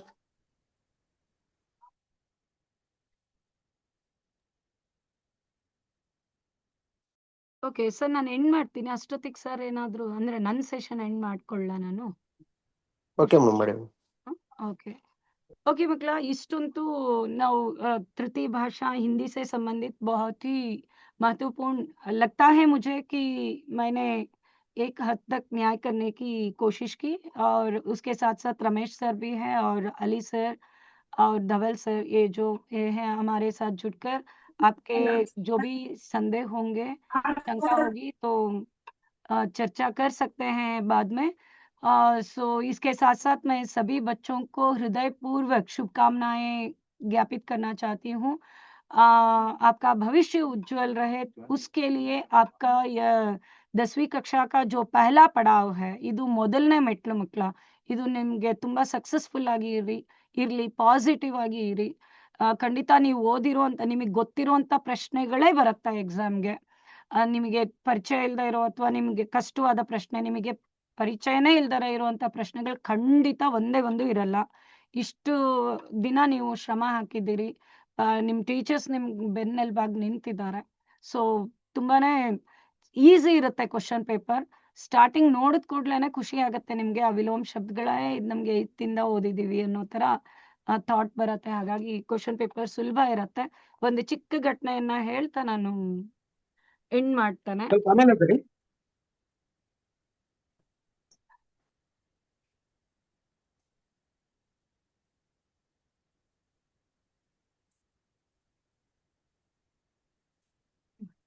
ಈ ಸಮಯದಲ್ಲಿ ನಿಮ್ಗೆ ಹೆಚ್ಚಾಗಿ ಬೇಕಾಗಿರೋದು ಅಭ್ಯಾಸ. ಜಸ್ಟ್ ಅದು ನೀಂದ್ ಚೈನಕೋ ತ್ಯಾಗೋ ತುಮ್ ಅನ್ನೋ ಕಾನ್ಸೆಪ್ಟ್ ಇದೆಯಲ್ಲ, ಅದನ್ನ ಚೆನ್ನಾಗಿ ಮಂದಟ್ ಮಾಡ್ಕೊಳ್ಳಿ. ಇರೋ ಕೆಲವು ದಿನ ಆರಾಮಾಗಿರ್ಬೇಕು, ಚೆನ್ನಾಗಿ ನಿದ್ದೆ ಮಾಡ್ಬೇಕು. ಇದನ್ನೆಲ್ಲ ಯೋಚನೆಗಳನ್ನ ಸ್ವಲ್ಪ ಕಡಿಮೆ ಮಾಡಿ, ಯಾರು ಮಾನಸಿಕವಾಗಿ, ದೈಹಿಕವಾಗಿ ಶ್ರಮ ಕೊಡ್ಲಿಕ್ಕೆ ರೆಡಿ ಇರ್ತಾರೋ ಅವ್ರ ಜೊತೆ ದೇವ್ರು ಖಂಡಿತ ಇರ್ತಾರೆ. ದೇವ್ರ ಆಶೀರ್ವಾದ ಇರತ್ತೆ ನಿಮ್ಗೆ, ನೀವು ನಂಬಿರುವಂತ ದೇವ್ರು. ಒಬ್ಬ ಚಪ್ಪಲಿ ಹೊಲಿಯುವಂತಹ ಅಂಥವನು ಒಂದು ಕೆರೆ ಬಳಿ ಹೋಗ್ತಾನೆ ನೀರ್ ತುಂಬ್ಲಿಕ್ಕೆ ಅಂತ. ಅವ್ನ್ದೇನೋ ಚರ್ಮದ್ ಚೀಲ ಇರತ್ತಲ್ಲ, ಅದ್ರಲ್ಲಿ ನೀರ್ ತುಂಬ್ಕೊಂಡ್ ಬರೋಣ ಅಂತ. ಆಗ ಅವ್ನ್ಗಲ್ಲೊಂದು ತುಂಬಾ ನೈಸ್ ಆಗಿರೋ ಒಂದು ಬಂಡೆ ಸಿಗತ್ತೆ. ಸೊ ಆ ಬಂಡೆ ತುಂಬಾ ಇಷ್ಟ ಆಗತ್ತೆ ಅವ್ನ್ಗೆ. ನಾನ್ ಸುಮ್ನೆ ಒರಟ್ ಬಂಡೆ ಇಟ್ಕೊಂಡು ದಿನಾ ಚರ್ಮ ಹದ ಮಾಡ್ಲಿಕ್ಕೆ ಕೊಯ್ತಿರ್ತೀನಲ್ಲ, ಇದು ಚೆನ್ನಾಗ್ ಕಾಣ್ತಿದೆ ಅಂತ ಎತ್ಕೊಂಡ್ ಬಂದು ಅದನ್ನ ಚಪ್ಪಲಿ ಹೊಲಿಯೋ ಜಾಗದಲ್ಲಿಟ್ಟು ಚೆನ್ನಾಗಿ ಒರೆಸ್ಬಿಟ್ಟು ಅದು ಡೈಲಿ ಅದ್ರ ಮೇಲೆ ತನ್ನ ಕೆಲ್ಸನ ಶುರು ಮಾಡ್ತಾನೆ. ಸ್ವಲ್ಪ ದಿನ ಆದ್ಮೇಲೆ ಯಾರೋ ಒಬ್ಬ ವೈದಿಕ ಅಂದ್ರೆ ಈ ದೇವಸ್ಥಾನಗಳಲ್ಲಿ ಪೂಜೆ ಮಾಡೋ ಅಥವಾ ಧಾರ್ಮಿಕವಾಗಿ ಯಾರು ಇರ್ತಾರೋ ಆ ಗುಂಪಿನವ್ರು, ಅವರು ಚಪ್ಪಲಿ ಹೊಲಿಸ್ಕೊಳ್ಳಿಕ್ ಬರ್ತಾರೆ. ಆ ಕೆಳಗಿರೋ ಬಂಡೆನ್ ನೋಡಿ ಇವನನ್ನ ಚಪ್ಪಲಿ ಹೊಲಿಯೋನ್ನ ಬೈಯೋಕ್ ಶುರು ಮಾಡ್ಬಿಡ್ತಾರೆ. ಅದಕ್ ಮುಂಚೆ ಏನಾಗತ್ತೆ, ಇವನು ಆ ಬಂಡೆ ತಂದು ಕೆಲ್ಸ ಶುರು ಮಾಡ್ದಾಗ್ನಿಂದ ಹೆಚ್ಚಿನ ಗ್ರಾಹಕರು ಇವನ ಹತ್ರ ಬರೋಕ್ ಶುರು ಮಾಡಿದ್ರು. ತುಂಬಾ ಅಭಿವೃದ್ಧಿ ಆಗ್ತಾ ಹೋಯ್ತು ಅವ್ನ್ಗೆ. ತುಂಬಾ ಒಳ್ಳೊಳ್ಳೆ ಆರ್ಡರ್ಸ್ ಬರೋಕ್ ಶುರು ಆಯ್ತು. ತುಂಬಾ ಚೆನ್ನಾಗಿ ಕೆಲಸ ಮಾಡೋಕ್ ಶುರು ಮಾಡ್ದ. ಹೆಚ್ಚಿನ ಜನ ಇವನನ್ನ ಹುಡುಕೊಂಡ್ ಬರ್ತಾ ಇದ್ರು. ದೊಡ್ಡ ಆರ್ಡರ್ಸ್ ಎಲ್ಲ ಬರೋಕ್ ಶುರು ಮಾಡ್ತು. ಎಲ್ಲಾ ಕಡೆ ಫೇಮಸ್ ಆಗೋದ ಇವನು. ಸೊ ಹೀಗೆ ಆ ವೈದಿಕರು ಒಮ್ಮೆ ಹೊಲಿಸ್ಕೊಳಕ್ ಬಂದಾಗ ನೋಡ್ತಾರೆ, ಏನಿದು ಸಾಲಿಗ್ರಾಮ ವಿಷ್ಣುವಿನ ಪ್ರತಿರೂಪ. ಇದನ್ನ ನೀನು ಚಪ್ಪಲಿ ಕೆಲಸ ಮಾಡ್ಲಿಕ್ಕೆ ಬಳಸ್ತಾ ಇದೀಯಲ್ಲ, ಇದ್ ನಿನ್ನ ಹತ್ರ ಇರ್ಕೂಡ್ದು ಅಂತ ತುಂಬಾ ಬಲವಂತ ಮಾಡಿ, ನೀನ್ ನಿನ್ನ ಹತ್ರ ಇದ್ರೆ ನಿನ್ಗೆ ಹಂಗಾಗತ್ತೆ, ನೀನ್ ಹಾಳಾಗ್ತೀಯಾ, ನಿನಗ್ ಕೆಟ್ಟದ್ದಾಗತ್ತೆ ಅಂತೆಲ್ಲ ಹೇಳಿ, ಒಟ್ಟು ಅವ್ರಿಗೆ ಅದು ಬೇಕು. ಯಾಕೆಂದ್ರೆ ಅವರು ವಿಷ್ಣುವಿನ ಆರಾಧಕರು. ವಿಷ್ಣುವಿನ ಪ್ರತಿರೂಪ ಸಾಲಿಗ್ರಾಮ ಅಂತ ನಂಬೋದ್ರಿಂದ ಇದ್ ನನಗ್ ಬೇಕು ಅನ್ನೋ ಹಠ. ಹಾಗಾಗಿ ಇವನಿಗೆ ಮೊದ್ಲೇ ಪಾಪ ಅನಕ್ಷರಸ್ಥ, ಇವ್ರ ಮಾತುಗಳಿಗೆ ಹೆದರ್ಕೊಂಡ, ಹೌದಾ ನನಗ್ ತೊಂದ್ರೆ ಆಗತ್ತಾ, ಹಾಗಾದ್ರೆ ಕೊಟ್ಬಿಡೋಣ ಅಂತ ಕೊಟ್ಬಿಟ್ಟಾಯ್ತಾ. ಅದನ್ನ ತಗೊಂಡು ಹೋಗಿ ಕೆಲವೇ ದಿನಗಳಲ್ಲಿ ಆ ವೈದಿಕನ ಮನೆಗೆ ಬೆಂಕಿ ಬಿದ್ದು ಹೋಯ್ತು. ಮನೆಯೆಲ್ಲ ಸುಟ್ಟು ಹೋಯ್ತು. ಆಮೇಲೆ ಅವನ್ಗೆ ಅನ್ನಿಸ್ತು, ನಾನು ಈ ಸಾಲಿಗ್ರಾಮ ತಂದಿದ್ದಕ್ಕೆ ನನಗೆ ಕೆಟ್ಟದಾಯ್ತು ಅಂತ ವಾಪಸ್ ಕೊಟ್ಟ. ಏನಾಗ್ತಿತ್ತು ಇಲ್ಲಿ, ಇವನು ಚಪ್ಪಲಿ ಹೊಲಿಯೋ ಕೆಲಸ ಸ್ಟಾರ್ಟ್ ಮಾಡಿದ ದಿನಾ ಬೆಳಗ್ಗೆ ಫಸ್ಟ್ ಆ ಬಂಡೆಗೆ ಕಣ್ಣು ಹೊತ್ಕೋತಾ ಇದ್ದ, ಅದಕ್ಕೆ ನಮಸ್ಕಾರ ಮಾಡ್ತಾ ಇದ್ದ. ಆಮೇಲೆ ತನ್ನ ಚಪ್ಪಲಿ ಹೊಲಿಲಿಕ್ಕೆ ಬಳಸುವಂತ ಸಾಧನಗಳನ್ನ ಅದ್ರ ಮೇಲಿಟ್ಟು ಪೂಜೆ ಮಾಡಿ ಆಮೇಲೆ ತನ್ನ ಕೆಲಸ ಶುರು ಮಾಡ್ತಿದ್ದ. ಹಾಗಾಗಿ ಅವನ್ಗೆ ಶ್ರದ್ಧೆ. ಸೊ ಇದು ಏನಕ್ಕೆ ಹೇಳ್ತಾ ಇದ್ದೇನೆ ಅಂದ್ರೆ, ಯಾರು ಶ್ರಮ ಪಡ್ತಾರೋ ಅಂತವರಿಗೆ ಮಾತ್ರ ದೇವರ ಆಶೀರ್ವಾದ ತುಂಬಾ ಸ್ಪಷ್ಟವಾಗಿ ಇರತ್ತೆ. ಹಾಗಾಗಿ ಹೆಚ್ಚು ಶ್ರಮ ಪಡಿ. ನಿಮ್ಗೆ ಒಳ್ಳೇದಾಗ್ಲಿ. ಆಲ್ ದ ಬೆಸ್ಟ್ ಮಕ್ಳ. Sir Ali sir. Okay madam, ಇದೇನು ಮೇಡಮ್? ಹಾ ಸರ್. ಕೇಳಿಸ್ತಾ ಇದೆ ರೀ? ಹಾ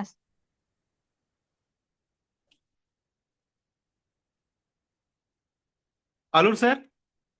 ಸರ್. ಅಲೂರ್ ಹಾ ಸರ್. ಸರ್ ಆನ್ ಇದೆ. ಓಕೆ, ಮಂಜುಳಾ ಮೇಡಮ್ ಅವರು ಇಲ್ಲಿ ತನಕ ಅದ್ಭುತವಾಗಿ ನಮಗೆ ಇಡೀ ಪಾಠದ ವಿಸ್ತೃತ ವಿವರಣೆಯನ್ನ ಕೊಟ್ರು. ಬಹಳ ಅನುಕೂಲ ಆಗಿದೆ madam. Thank you madam. So ಇವಾಗ ಅಲಿ ಸರ್ ಅವರು ಸ್ಟೇಟಿಗೆ ಟಾಪರ್ ಇರೋದ್ರಿಂದ ಅವರ ಕೆಲವೊಂದು ಅನುಭವಗಳನ್ನ ಅವ್ರು ರಿಜೆಕ್ಟ್ ಮಾಡಕ್ಕೆ ಯಾವ ರೀತಿ ನಾವು ಕ್ರಮಗಳನ್ನ ಕೈಗೊಳ್ಬೇಕು, ಯಾವ ರೀತಿ ನಾವು ರಿಸಲ್ಟ್ಗಳನ್ನು ಚೆನ್ನಾಗಿ ಓದಿಸಿದ್ರೆ ಔಟ್ ಆಫ್ ಔಟ್ ಮಾಡಬಹುದು ಅನ್ನೋದನ್ನ ಅವರು ತಿಳಿಸ್ಕೊಡ್ಲಿದ್ದಾರೆ. ಸೊ ಅಲಿ ಸರ್ ಸರ್ ಇದು ಕ್ಯಾಮ್ರಾ ಸೀದಾ ಆಗ್ತಾ ಇಲ್ಲ, ಒಂದ್ ಮಿನಿಟ್ ಸರ್ ಒಂದ್ 2 ನಿಮಿಷ ಮಾತಾಡಿ. ಸರ್ ಕ್ಯಾಮ್ರಾ ಆಫ್ ಮಾಡ್ಕೊಳ್ಳಿ ಸರ್ ಬೇಕಾದ್ರೆ. ಹಾ, ಸರ್. ಕ್ವಶನ್ ಇತ್ತು. ಸರ್ ಜಲ ಕ್ಯಾಮ್ರಾ सर ಒಂದು क्वेश्चन इತ್ತು. जलालुद्दीन का परिचय 33-34 अनुच्छेद का अवलोकन अर्थ ಆಗ್ಲಿಲ್ರಿ.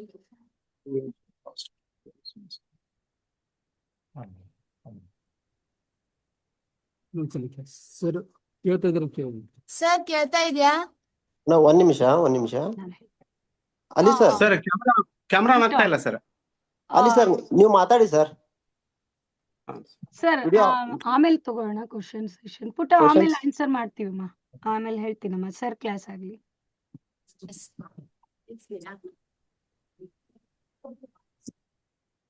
ಅಲಿ ಸರ್ ನೀವು ಸ್ಟಾರ್ಟ್ ಮಾಡಿ. ओके, सभी को नमस्कार। सभी को दोपहर का शुभकामनाएं बताते हुए श्रीमती मंजुला मैडम जी ने सभी विषयों को बहुत से अच्छी तरह से हमारे सामने निरूपण किया है। बताना अभी कुछ बाकी बचा नहीं है, ऐसा मैं समझता हूँ। एक बार मैं वीडियो देखता तो स्वामी जी ने पढ़ाई के बारे में कह रहे थे, कन्नड़ में बता रहे थे। वो ರೈತ ಹೆಂಗ್ ದುಡಿಬೇಕಪ್ಪ ಹೊಲ್ದಾಗ ಅಂತಂದ್ರ ಭೂಮಿ ಹೇಳ್ಬೇಕು ಅವಂಗ ಹೆಂಗ್ ಹೇಳ್ಬೇಕಪ್ಪ ಅಂದ್ರ, ಯಪ್ಪ ಎಷ್ಟ್ ದುಡಿಯಾಗತ್ತೀವೋ ಸಾಕಪ್ಪ, ಹೋಗಿ ವಿಶ್ರಾಂತಿ ತಗೋ ಅಂತೇಳಿ. ಹಂಗ ವಿದ್ಯಾರ್ಥಿಗಳು ಹೆಂಗ್ ಓದ್ಬೇಕಪ್ಪ ಅಂತಂದ್ರ ಪುಸ್ತಕ ನಮ್ಗೆ ಹೇಳ್ಬೇಕು. ಇಲ್ಲಪ್ಪ ಎಷ್ಟು ಓದಾಕತ್ತೀವೋ ಸ್ವಲ್ಪ ನನಗೆ ವಿಶ್ರಾಂತಿ ಕೊಡಪ್ಪ ಅಂತೇಳಿ ಪುಸ್ತಕ ನಮ್ಗೆ ಹೇಳ್ಬೇಕು. ಆ ರೀತಿಯಾಗಿ ವಿದ್ಯಾರ್ಥಿಗಳು ಉಳಿದ 11 ದಿವಸಗಳನ್ನ ಸದ್ಬಳಕೆಯನ್ನ ಮಾಡ್ಕೋಬೇಕಂತಕ್ಕಂಥದ್ದು. ಇನ್ನೊಂದು, ಯಾವುದೇ ವಿಷಯ ಆಗಿರ್ಲಿ, ಅದು ಹೇಗೆ ಆಗಿರ್ಲಿ, ಯಾವುದು ಕೂಡ ಕಠಿಣತೆ ಇರಲ್ಲ. ಯಾಕಂದ್ರೆ ಒಂದು ದೋಯದಲ್ಲಿ ಹೇಳ್ತಾ ಇದ್ದಾರೆ, ಕರತ ಕರತ ಅಭ್ಯಾಸತೆ ಜಡಮತಿ ಹೋತ ಸುಜಾನ ರಸರಿ ಆವತ ಜಾತತೆ ಸಿಲ್ಪರ ಪರತೆ ನಿಸಾನ್ ಅಂತ ಹೇಳಿ. ಅಂದ್ರೆ ನಿರಂತರವಾಗಿ ಒಂದು ಹಗ್ಗ ಬಾವಿಯಲ್ಲಿ ಬಿಡುವುದು ಮಾಡೋದ್ರಿಂದ ಬಂಡೆಗಲ್ಲಿನ ಮೇಲೆ ಕೂಡ ಒಂದು ಕಲೆ ಆಗ್ತದ. ಅದೇ ರೀತಿಯಾಗಿ ನಾವು ಕೂಡ ಎಂತ ಒಂದು ಶಬ್ದ ನಮ್ಗೆ ಯಾವ್ದು ಅರ್ಥ ಆಗ್ತಾ ಇಲ್ಲ ಅಂದ್ರೂ ಕೂಡ ನಿರಂತರವಾಗಿ ನಾವು ಅದನ್ನ ಅಧ್ಯಯನ ಮಾಡೋದ್ರಿಂದ ಏನಾಗ್ತದ ಅಂತಂದ್ರೆ ಅದು ನಮಗೆ ಅಚ್ಚಳಿಯದೆ ನಮ್ಮ ಒಂದು ಮೆಮರಿಯಲ್ಲಿ ಅದು ಉಳಿತದ ಅನ್ನುವಂತ ಮಾತನ್ನ ಕೂಡ ಹೇಳ್ತಾ ಇದ್ದೀನಿ. ನಿನ್ನೆ ದಿವಸ ಸನ್ಮಾನ್ಯ ಮುಖ್ಯಮಂತ್ರಿ ಕೂಡ ಒಂದು ಬಜೆಟ್ ನಲ್ಲಿ ಒಂದು ವಿಷಯವನ್ನು ಮಂಡನೆ ಮಾಡಿದ್ರು. 16 ವರ್ಷದ ಒಳಗಿನ ಒಂದು ವಿದ್ಯಾರ್ಥಿಗಳಿಗೆ ಮೊಬೈಲ್ ಬಳಸುವಂತಿಲ್ಲ, ಸಾಮಾಜಿಕ ಜಾಲತಾಣ ಬಳಸುವಂತಿಲ್ಲ ಅಂತನ್ನುವಂಥದ್ದನ್ನ. ಸೊ ಅದಕ್ಕೆ ನಾನು ಅವ್ರಿಗೆ ಅಭಿನಂದನೆ ಕೂಡ ಸಲ್ಲಿಸ್ತಾ ಇದ್ದೀನಿ. ಯಾವ ವಿದ್ಯಾರ್ಥಿ ಏನಾದ್ರೂ ಮೊಬೈಲ್ ಅನ್ನು ಇಟ್ಕೊಂಡಿದ್ರೆ ದಯವಿಟ್ಟು ಅದನ್ನ ಕೊಟ್ಬಿಡಿ, ಯಾಕಂದ್ರೆ ಇನ್ಮೇಲೆ ಏನಾದ್ರೂ ಬಳಸಿದ್ರೆ ಅದು ಕ್ರೈಮ್ ಕೂಡ ಆಗ್ತದ ಅನ್ನುವಂತ ಮಾತನ್ನ ಹೇಳ್ತಾ ಈಗ ಕೆಲವೊಂದಿಷ್ಟು ವಿಷಯಗಳನ್ನ ನಾನು ಹೇಳಿಕ್ಕೆ ಇಷ್ಟಪಡ್ತಾ ಇದ್ದೀನಿ. ಯಾಕಂದ್ರೆ almost Shrimati Manjula madam G ಅವರು ಹೇಳಿದ್ದಾರೆ. ಏನಪ್ಪಾ ಅಂದ್ರೆ 95 ಅಬೋವ್ ಮಾಡ್ಬೇಕಾದಂತ ಸಂದರ್ಭದಲ್ಲಿ ನಾವು ಬಳಸಬೇಕಾಗಿರ್ತಕ್ಕಂಥ ಕೆಲವೊಂದಿಷ್ಟು ಸಲಹೆಗಳು ಏನಪ್ಪಾ ಅಂತಂದ್ರೆ, ಮಾತ್ರಾಂಕಿ ಶುದ್ಧತಾ. ಅಂದ್ರೆ ನಾವು ಬಳಸ್ತಕ್ಕಂತ ಶಬ್ದಗಳು ಸರಿಯಾಗಿ ಬಳಸ್ತಾ ಇಲ್ಲ. ಈಗ ಸ್ಪೆಲ್ಲಿಂಗ್ ಅಥವಾ ವರ್ತನಿ ಏನಾಗ್ತದೆ, गलतियों से नंबर कटते हैं, इसलिए कठिन शब्दों को बार बार लिखकर अभ्यास करें। जैसे कि आप पत्र लेखन में देख सकते हैं कि अभी छोटी पत्र लिखते हैं तो आप वहां क्या करते हैं, मेरा बड़ा भाई ने मेरे बड़े भाई के शादी में भाग लेने के लिए मुझे 3 दिन की छुट्टी देने की कृपा करें, ऐसा लिखना चाहिए। अभी वहां पे क्या करते हैं, अगर बहन हो तो मेरा बहन नहीं हो सकता, मेरी बहन ही लिखना चाहिए। तो यहाँ पर छोटे छोटे गलतियों को हमें सुधारने का प्रयत्न करना चाहिए।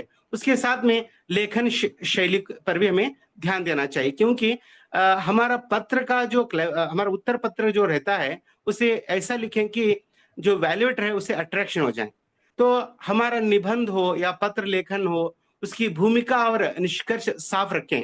मुहावरों का प्रयोग उत्तर को प्रभावशाली बनाता है। जैसे कि आप जानते हैं, इंटरनेट और कर्नाटक की संपदा, नागरिक के कर्तव्य, इन निबंधों को पूछा जाता है। सो इसे तो वहां पर अंत में जो निष्कर्ष आप लिखते हैं उसके बाद जो है आप उसे एक वहां पर मुहावरा लिखें तो वो निबंध जो है जो अट्रैक्शन बन सकता है। तो इसके तरफ थोड़ा ध्यान दें। उसके साथ ही साथ व्याकरण अंश पर, जैसे संधि हो, समास हो, लिंग हो, वचन हो, इनके तरफ भी थोड़ा ध्यान हो। वचन तो नहीं पूछा जाता, विलोम शब्द हो। इन इन इन शब्दों को रटने के बजाय उनके उदाहरण को उनका अभ्यास करें। जैसे कि गुण संधि में के ऊपर एक सिंह आता है, यानी एक तिरछी रेखा आती है। वृद्धि संधि में दो तिरछी रेखा आते हैं या दो सिंह आते हैं, तो ऐसे याद रखें। एन संधि में य र व बीच में संयुक्त अक्षर आते हैं। इनको हम याद रखने से, रटने के बजाय याद रखने से हमें लिखने में आसानी होगी। तो इसके तरफ हमें ध्यान देना चाहिए। उसके साथ समय सीमा का भी हमें ध्यान रखना चाहिए, क्योंकि लंबे उत्तरों में शब्द सीमा का ध्यान रखें ताकि पेपर में कोई प्रश्न न बच पाए। तो इसके तरफ थोड़ा हमें ध्यान देकर पढ़ने की जरूरत है। और हम 95 अबव करना चाहते हैं तो हमारी उत्तर पत्रिका में शून्य वर्तनी त्रुटियां बने, यानी बिल्कुल त्रुटियां न रहें। एक भी मात्रा की गलती पूरे अंक को काट सकती है, इसलिए कठिन शब्दों को बार बार लिखकर अभ्यास करें। साथ में उत्तर की संरचना पर ध्यान दें। दीर्घ उत्तरीय प्रश्न जैसे कि लॉन्ग आंसर जो होते हैं, उनकी भूमिका, मुख्य बिंदु और निष्कर्ष का उपयोग करें। मुख्य जो पॉइंट्स आते हैं उसे अंडरलाइन करके रख लें, जो कि अंत में हमें पढ़ने में सहायता हो पाएंगे। और व्याकरण में पूर्णता हमें बना लेनी पड़ेगी। जैसे कि मुहावरे का अर्थ लिखकर उसका वाक्यों को सही तरह से हमें लिखने का अभ्यास, जो कहाँ पर मुहावरे लगते हैं वहां पर उसका हमें अभ्यास भी करना चाहिए। और साथ में अभी तो बोर्ड से 3 केएससीबी से 3 उत्तर पत्रिकाओं को हमने सुलझा चुके हैं और एक क्राइस से एग्जाम हो पाया है। और मैं चाहता हूं कि और 2-3 प्रश्न को आप हल करें, यानी हमें पूर्ण रूप से एग्जाम में लिखने की हमें सुविधा हो पाएगी। जैसे जैसे अभ्यास करेंगे वैसे वैसे त्रुटियां भी कम होते जाएंगे। और एक बात का ध्यान रखें कि परीक्षा हॉल में परीक्षा लिखने के लिए हिंदी तो 3 घंटा का समय मिलता है, तो कम से कम आधा घंटा का समय हमें बचाना चाहिए, क्योंकि आधा घंटा समय में जो हमें जो उत्तर नहीं मालूम था या हमें कुछ द्वंद्वता है उसे समझने में हमें आसानी होगी। इसलिए ಅರ್ಧ ತಾಸು ಅಥವಾ 15 ನಿಮಿಷ ಕನಿಷ್ಠ ನಾವು ಆ ಸಮಯವನ್ನ ಉಳಿಸಬೇಕು, ಮತ್ತೊಮ್ಮೆ ಅದನ್ನ ರಿವಿಷನ್ ಮಾಡ್ಲಿಕ್ಕೆ ಅನುಕೂಲ ಆಗ್ತದ ಅಂತಕ್ಕಂಥದ್ದು. ಆಮೇಲೆ ಸ್ವಲ್ಪ 90+ ಮಾಡ್ತಕ್ಕಂಥ ವಿದ್ಯಾರ್ಥಿಗಳು ಪ್ರಶ್ನೆಯನ್ನ ಸ್ವಲ್ಪ ಸರಿಯಾಗಿ ವಿಚಾರ ಮಾಡಿ. ಯಾಕಂದ್ರೆ ನೀವು ಕ್ರೈಸ್ ಇದು KCB ದಿಂದ 2 ಪ್ರಶ್ನೆಗಳನ್ನ ತಾವು ನೋಡಿದ್ರಿ, ಒಂದು 1ನೇದು ಒಂದು 3ನೇದು. ಅಲ್ಲಿ ನೋಡಿ ಒಂದು ಪ್ರಶ್ನೆ ಇದೆ, बाल शक्ति की टोली गांव को आदर्श गांव कैसे बनाती है, अथवा कलेक्टर साहब ने बाल शक्ति की प्रशंसा क्यों की. क्यों ಅಂದ್ರೆ ಯಾಕೆ ಮಾಡಿದ್ರು ನೋಡ್ರಿ, ಕ್ಯೂ ಬೇರೆ ಕೈಸೆ ಬೇರೆ. ಕೈಸೆ ಆದ್ರೆ ಹೇಗೆ ಅಂತ ಆಗ್ತದ. ಸೊ ಇಲ್ಲಿ ಸ್ವಲ್ಪ ಲಕ್ಷ್ಯ ಕೊಡಿ. ಬಾಲ್ ಶಕ್ತಿಗೆ ಟೋಲಿ की प्रशंसा कलेक्टर साहब ने क्यों की, ಯಾಕೆ ಅವರು ಪ್ರಶಂಸೆಯನ್ನ ಮಾಡ್ತಾರೆ.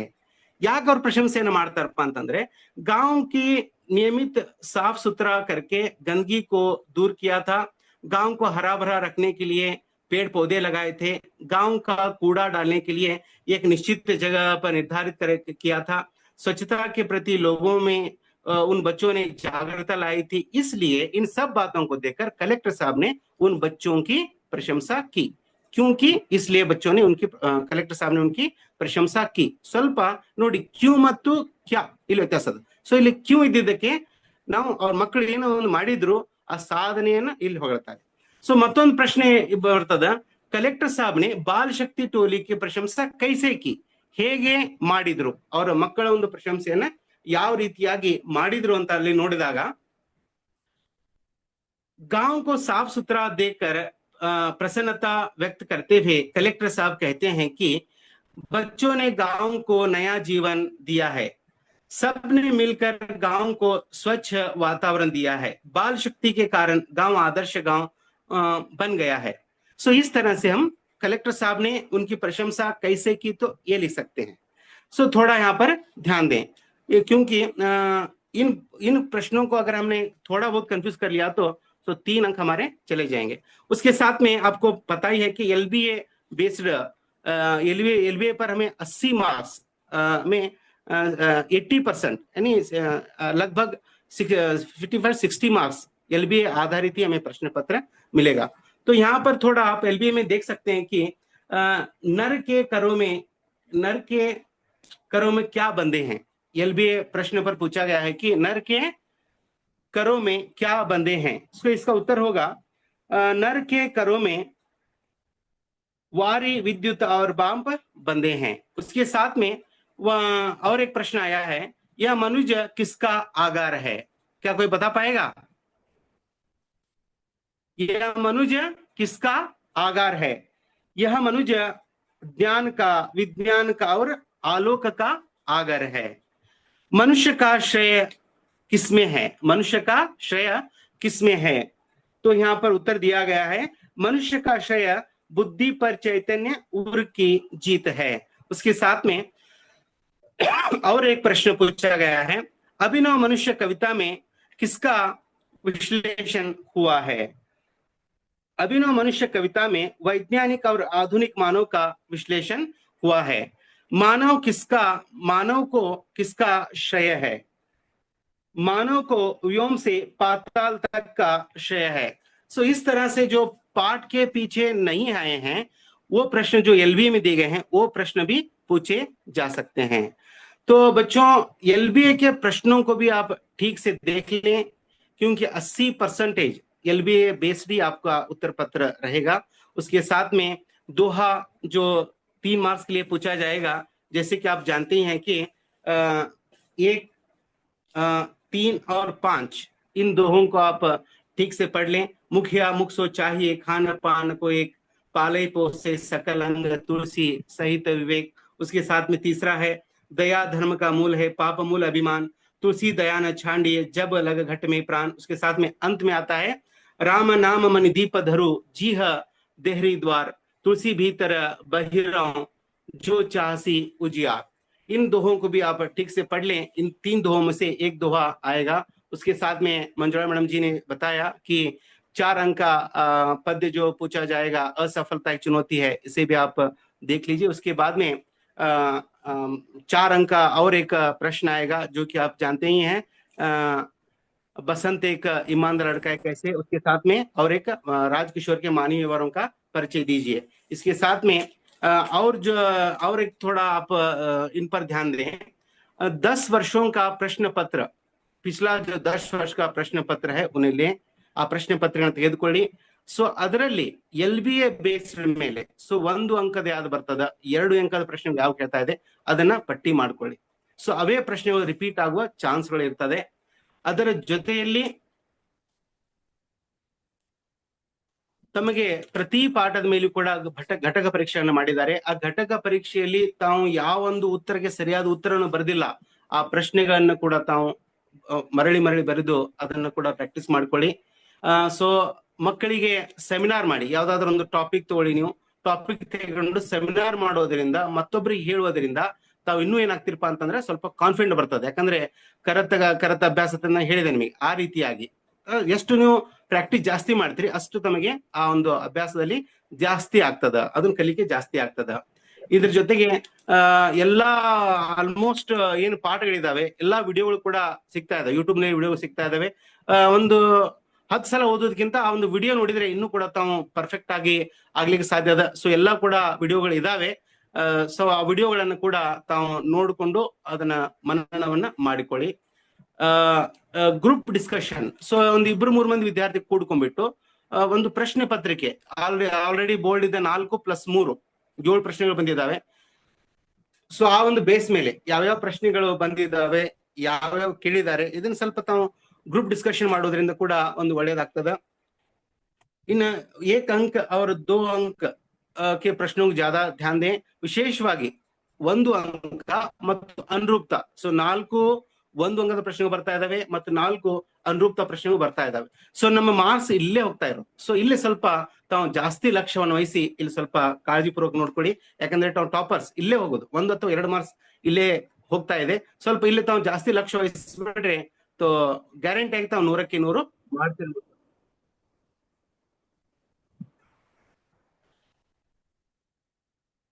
ಉತ್ತರಕ್ಕೂ ಉತ್ತರ ಯಾವ್ದಾದ್ರು ನಿಮ್ಗೆ ಡಿಫಿಕಲ್ಟ್ ಇದ್ರೆ ಸ್ವಲ್ಪ ಅದನ್ನ ಈಸಿ ಆಗಿ ಬರಲಿಕ್ಕೆ ಸ್ವಲ್ಪ ಪ್ರಯತ್ನ ಮಾಡಿ. ಈಗಾಗಲೇ ಕ್ರೈಸ್ ವತಿಯಿಂದ ನಮಗೆ ಸಾಕಷ್ಟು ನೋಟ್ಸ್ ಗಳನ್ನ ಕೊಟ್ಟಿದ್ದಾರೆ, ಹಿಂದಿ ಒಂದು ಲೇಖನಗಳನ್ನು ಕೂಡ ಕೊಟ್ಟಿದ್ದಾರೆ. ತಾವೆಲ್ಲ ಆ ಬುಕ್ ಗಳನ್ನ ಬಳಸ್ಕೊಳ್ಳಿ. ನಮ್ಮ ಕ್ರೈಸ್ ಇಲಾಖೆ ನಮಗೆಲ್ಲವೂ ಕೂಡ ಏನು ಬೇಕಾಗಿದೆ ಅದಕ್ಕಿಂತ ಹೆಚ್ಚಿಗೆ ನಮಗೆ ಕೊಟ್ಟಿದೆ. ಅವರು ಕೇಳೋದು ಒಂದು ಒಳ್ಳೆಯ ಫಲಿತಾಂಶ ನಮಗೆ ಕೊಡಿ ಅಂತ. ಸೊ ಆ ಒಂದು ಕೆಲಸವನ್ನ ನಾವೆಲ್ಲರೂ ಮಾಡೋಣ ಅಂತ ಹೇಳ್ತಾ, ಸರಿಯಾಗಿ ಓದಿ, ಚೆನ್ನಾಗಿ ಓದಿ, ಎಲ್ಲರಿಗೂ ಬರ್ತಕ್ಕಂತ ಪರೀಕ್ಷೆಗೆ ಬೆಸ್ಟ್ ಆಫ್ ಲಕ್ ಅಂತ ಹೇಳ್ತಾ, so over to Ramesh sir. Ramesh sir. Okay sir, ಅಲ್ಲಿ ಸರ್. ಓಕೆ ಸರ್, ಇಲ್ಲಿವರೆಗೂ ತುಂಬಾ ಚೆನ್ನಾಗಿ ಅದ್ಭುತವಾಗಿ ತಮ್ಮ ಅನುಭವಗಳನ್ನ ಹಂಚಿಕೊಂಡ್ರಿ. So Manjula madam. ಹಾ ಸರ್. ಈಗ ಮಕ್ಕಳಿಂದ ಪ್ರಶ್ನೆಗಳನ್ನು ಕೇಳ್ಬೋದಲ್ಲ? ಹಾ ಸರ್. ಓಕೆ ಈಗ ಮೇಡಮ್. ಸದ್ಯಕ್ಕೆ So- 2 ಪ್ರಶ್ನೆ ಇದೆ. ಹಾ ಸರ್. Okay madam. ಓಕೆ. ಆಗ ಒಬ್ಬರು ಕೇಳಿದ್ರಿ, ಇದು ಜಲಾಲುದ್ದೀನ್ ಸಂಬಂಧಿ ಅವಲೋಕನ್ ಅಂತ. ಅವಲೋಕನ್ ಅಂದ್ರೆ ನಮ್ಮ ಗಮನಿಸು ಅಂತ ಅರ್ಥ. ಸೊ ಜಲಾಲುದ್ದೀನ್ ಸಂಬಂಧಪಟ್ಟಂತೆ ನೇರ ಪ್ರಶ್ನೆಗಳು ಟೆಕ್ಸ್ಟ್ ಬುಕ್ ಅಲ್ಲಿ ಇಲ್ಲ ಅಲ್ವಾ? ಸೊ ಈ ಪಾಠದಲ್ಲಿ ಟೆಕ್ಸ್ಟ್ ಬುಕ್ ಮಧ್ಯ ಪ್ರಶ್ನೆ ಕೇಳಬಹುದು. ಸೊ ಟೆಕ್ಸ್ಟ್ ಬುಕ್ ಮಧ್ಯದಲ್ಲಿ ಪ್ರಶ್ನೆಗಳನ್ನ ಕೇಳಬಹುದು.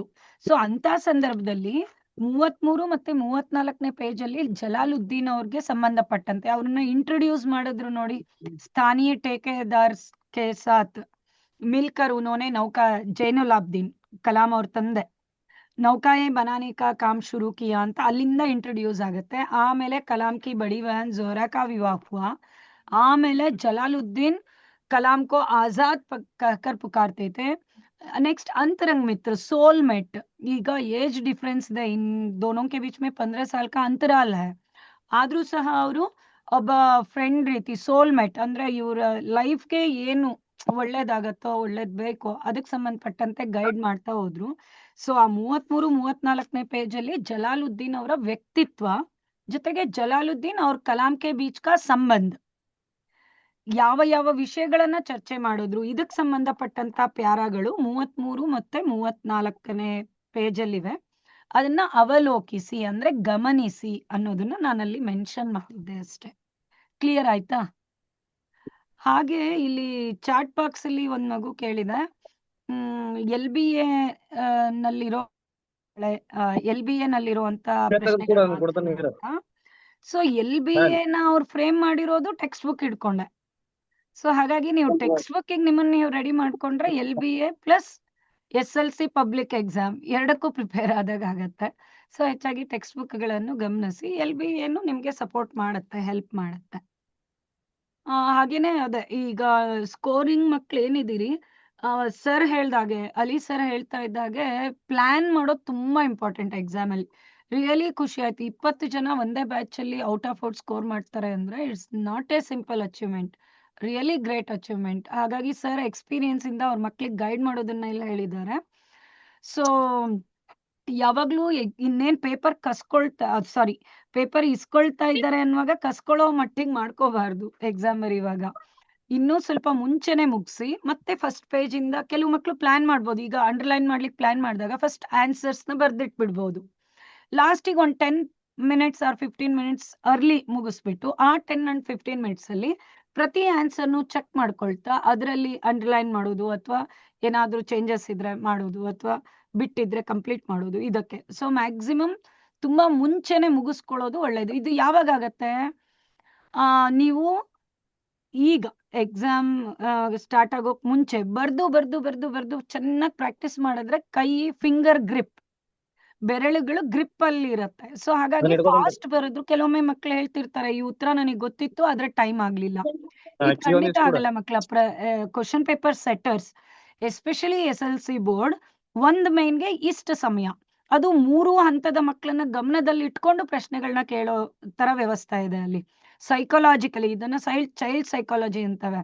ಸೊ ಈಗ ಫಾರ್ ಎಕ್ಸಾಂಪಲ್ ಫಸ್ಟ್ ಮೈನ್ ಗ್ರಾಮರ್ಗೆ ರಿಲೇಟೆಡ್ ಇದೆ ಅಲ್ಲ, ಜಸ್ಟ್ ಪಾಸ್ ಆದ್ರೆ ಸಾಕು ಅನ್ನೋ ಮಗು ಎಷ್ಟು ಸಮಯ ತಗೊಳುತ್ತೆ, ಆವರೇಜ್ ಅಲ್ಲಿ ಅಂದ್ರೆ ನಾರ್ಮಲ್ ಮಿಡ್ಲ್ ಅಲ್ಲಿ ಇರೋ ಮಗು ಎಷ್ಟು ಸಮಯ ತಗೊಳುತ್ತೆ, ಒಳ್ಳೆ ಅಂಕ ತಗೊಳ್ಳೋ ಮಗು ಎಷ್ಟು ಸಮಯ ತಗೊಳುತ್ತೆ, ಅದನ್ನ ಪ್ಲಾನ್ ಮಾಡಿ ಒಂದು ಮೈನ್ಗೆ ಇಷ್ಟು ಪ್ರಶ್ನೆ ಅಂತ ಡಿಸೈನ್ ಮಾಡಿರ್ತಾರೆ. ಸೆಕೆಂಡ್ ಮೈನ್ಗೆ ಇಷ್ಟೇ ಸಮಯ, ಥರ್ಡ್ ಮೈನ್ಗೆ ಇಷ್ಟೇ ಸಮಯ, ಪದ್ಯಕ್ಕೆ ಇಷ್ಟೇ ಸಮಯ, ಪ್ಯಾಸೇಜ್ ಅನ್ಸೀನ್ ಪ್ಯಾಸೇಜ್ಗೆ ಇಷ್ಟೇ ಸಮಯ ಈ ತರ ಪ್ಲಾನ್ ಮಾಡಿ ಕೊಟ್ಟಿರೋದ್ರಿಂದ ಟೈಮ್ ಸಾಕಾಗ್ಲಿಲ್ಲ ಬೇಗ ಇಸ್ಕೊಂಡ್ರು ಇದು ಯಾವುದೂ ಆಗಲ್ಲ. ನೀವು ಜಸ್ಟ್ ಪ್ಲಾನ್ ಮಾಡ್ಕೊಂಡು ಬರೀರಿ.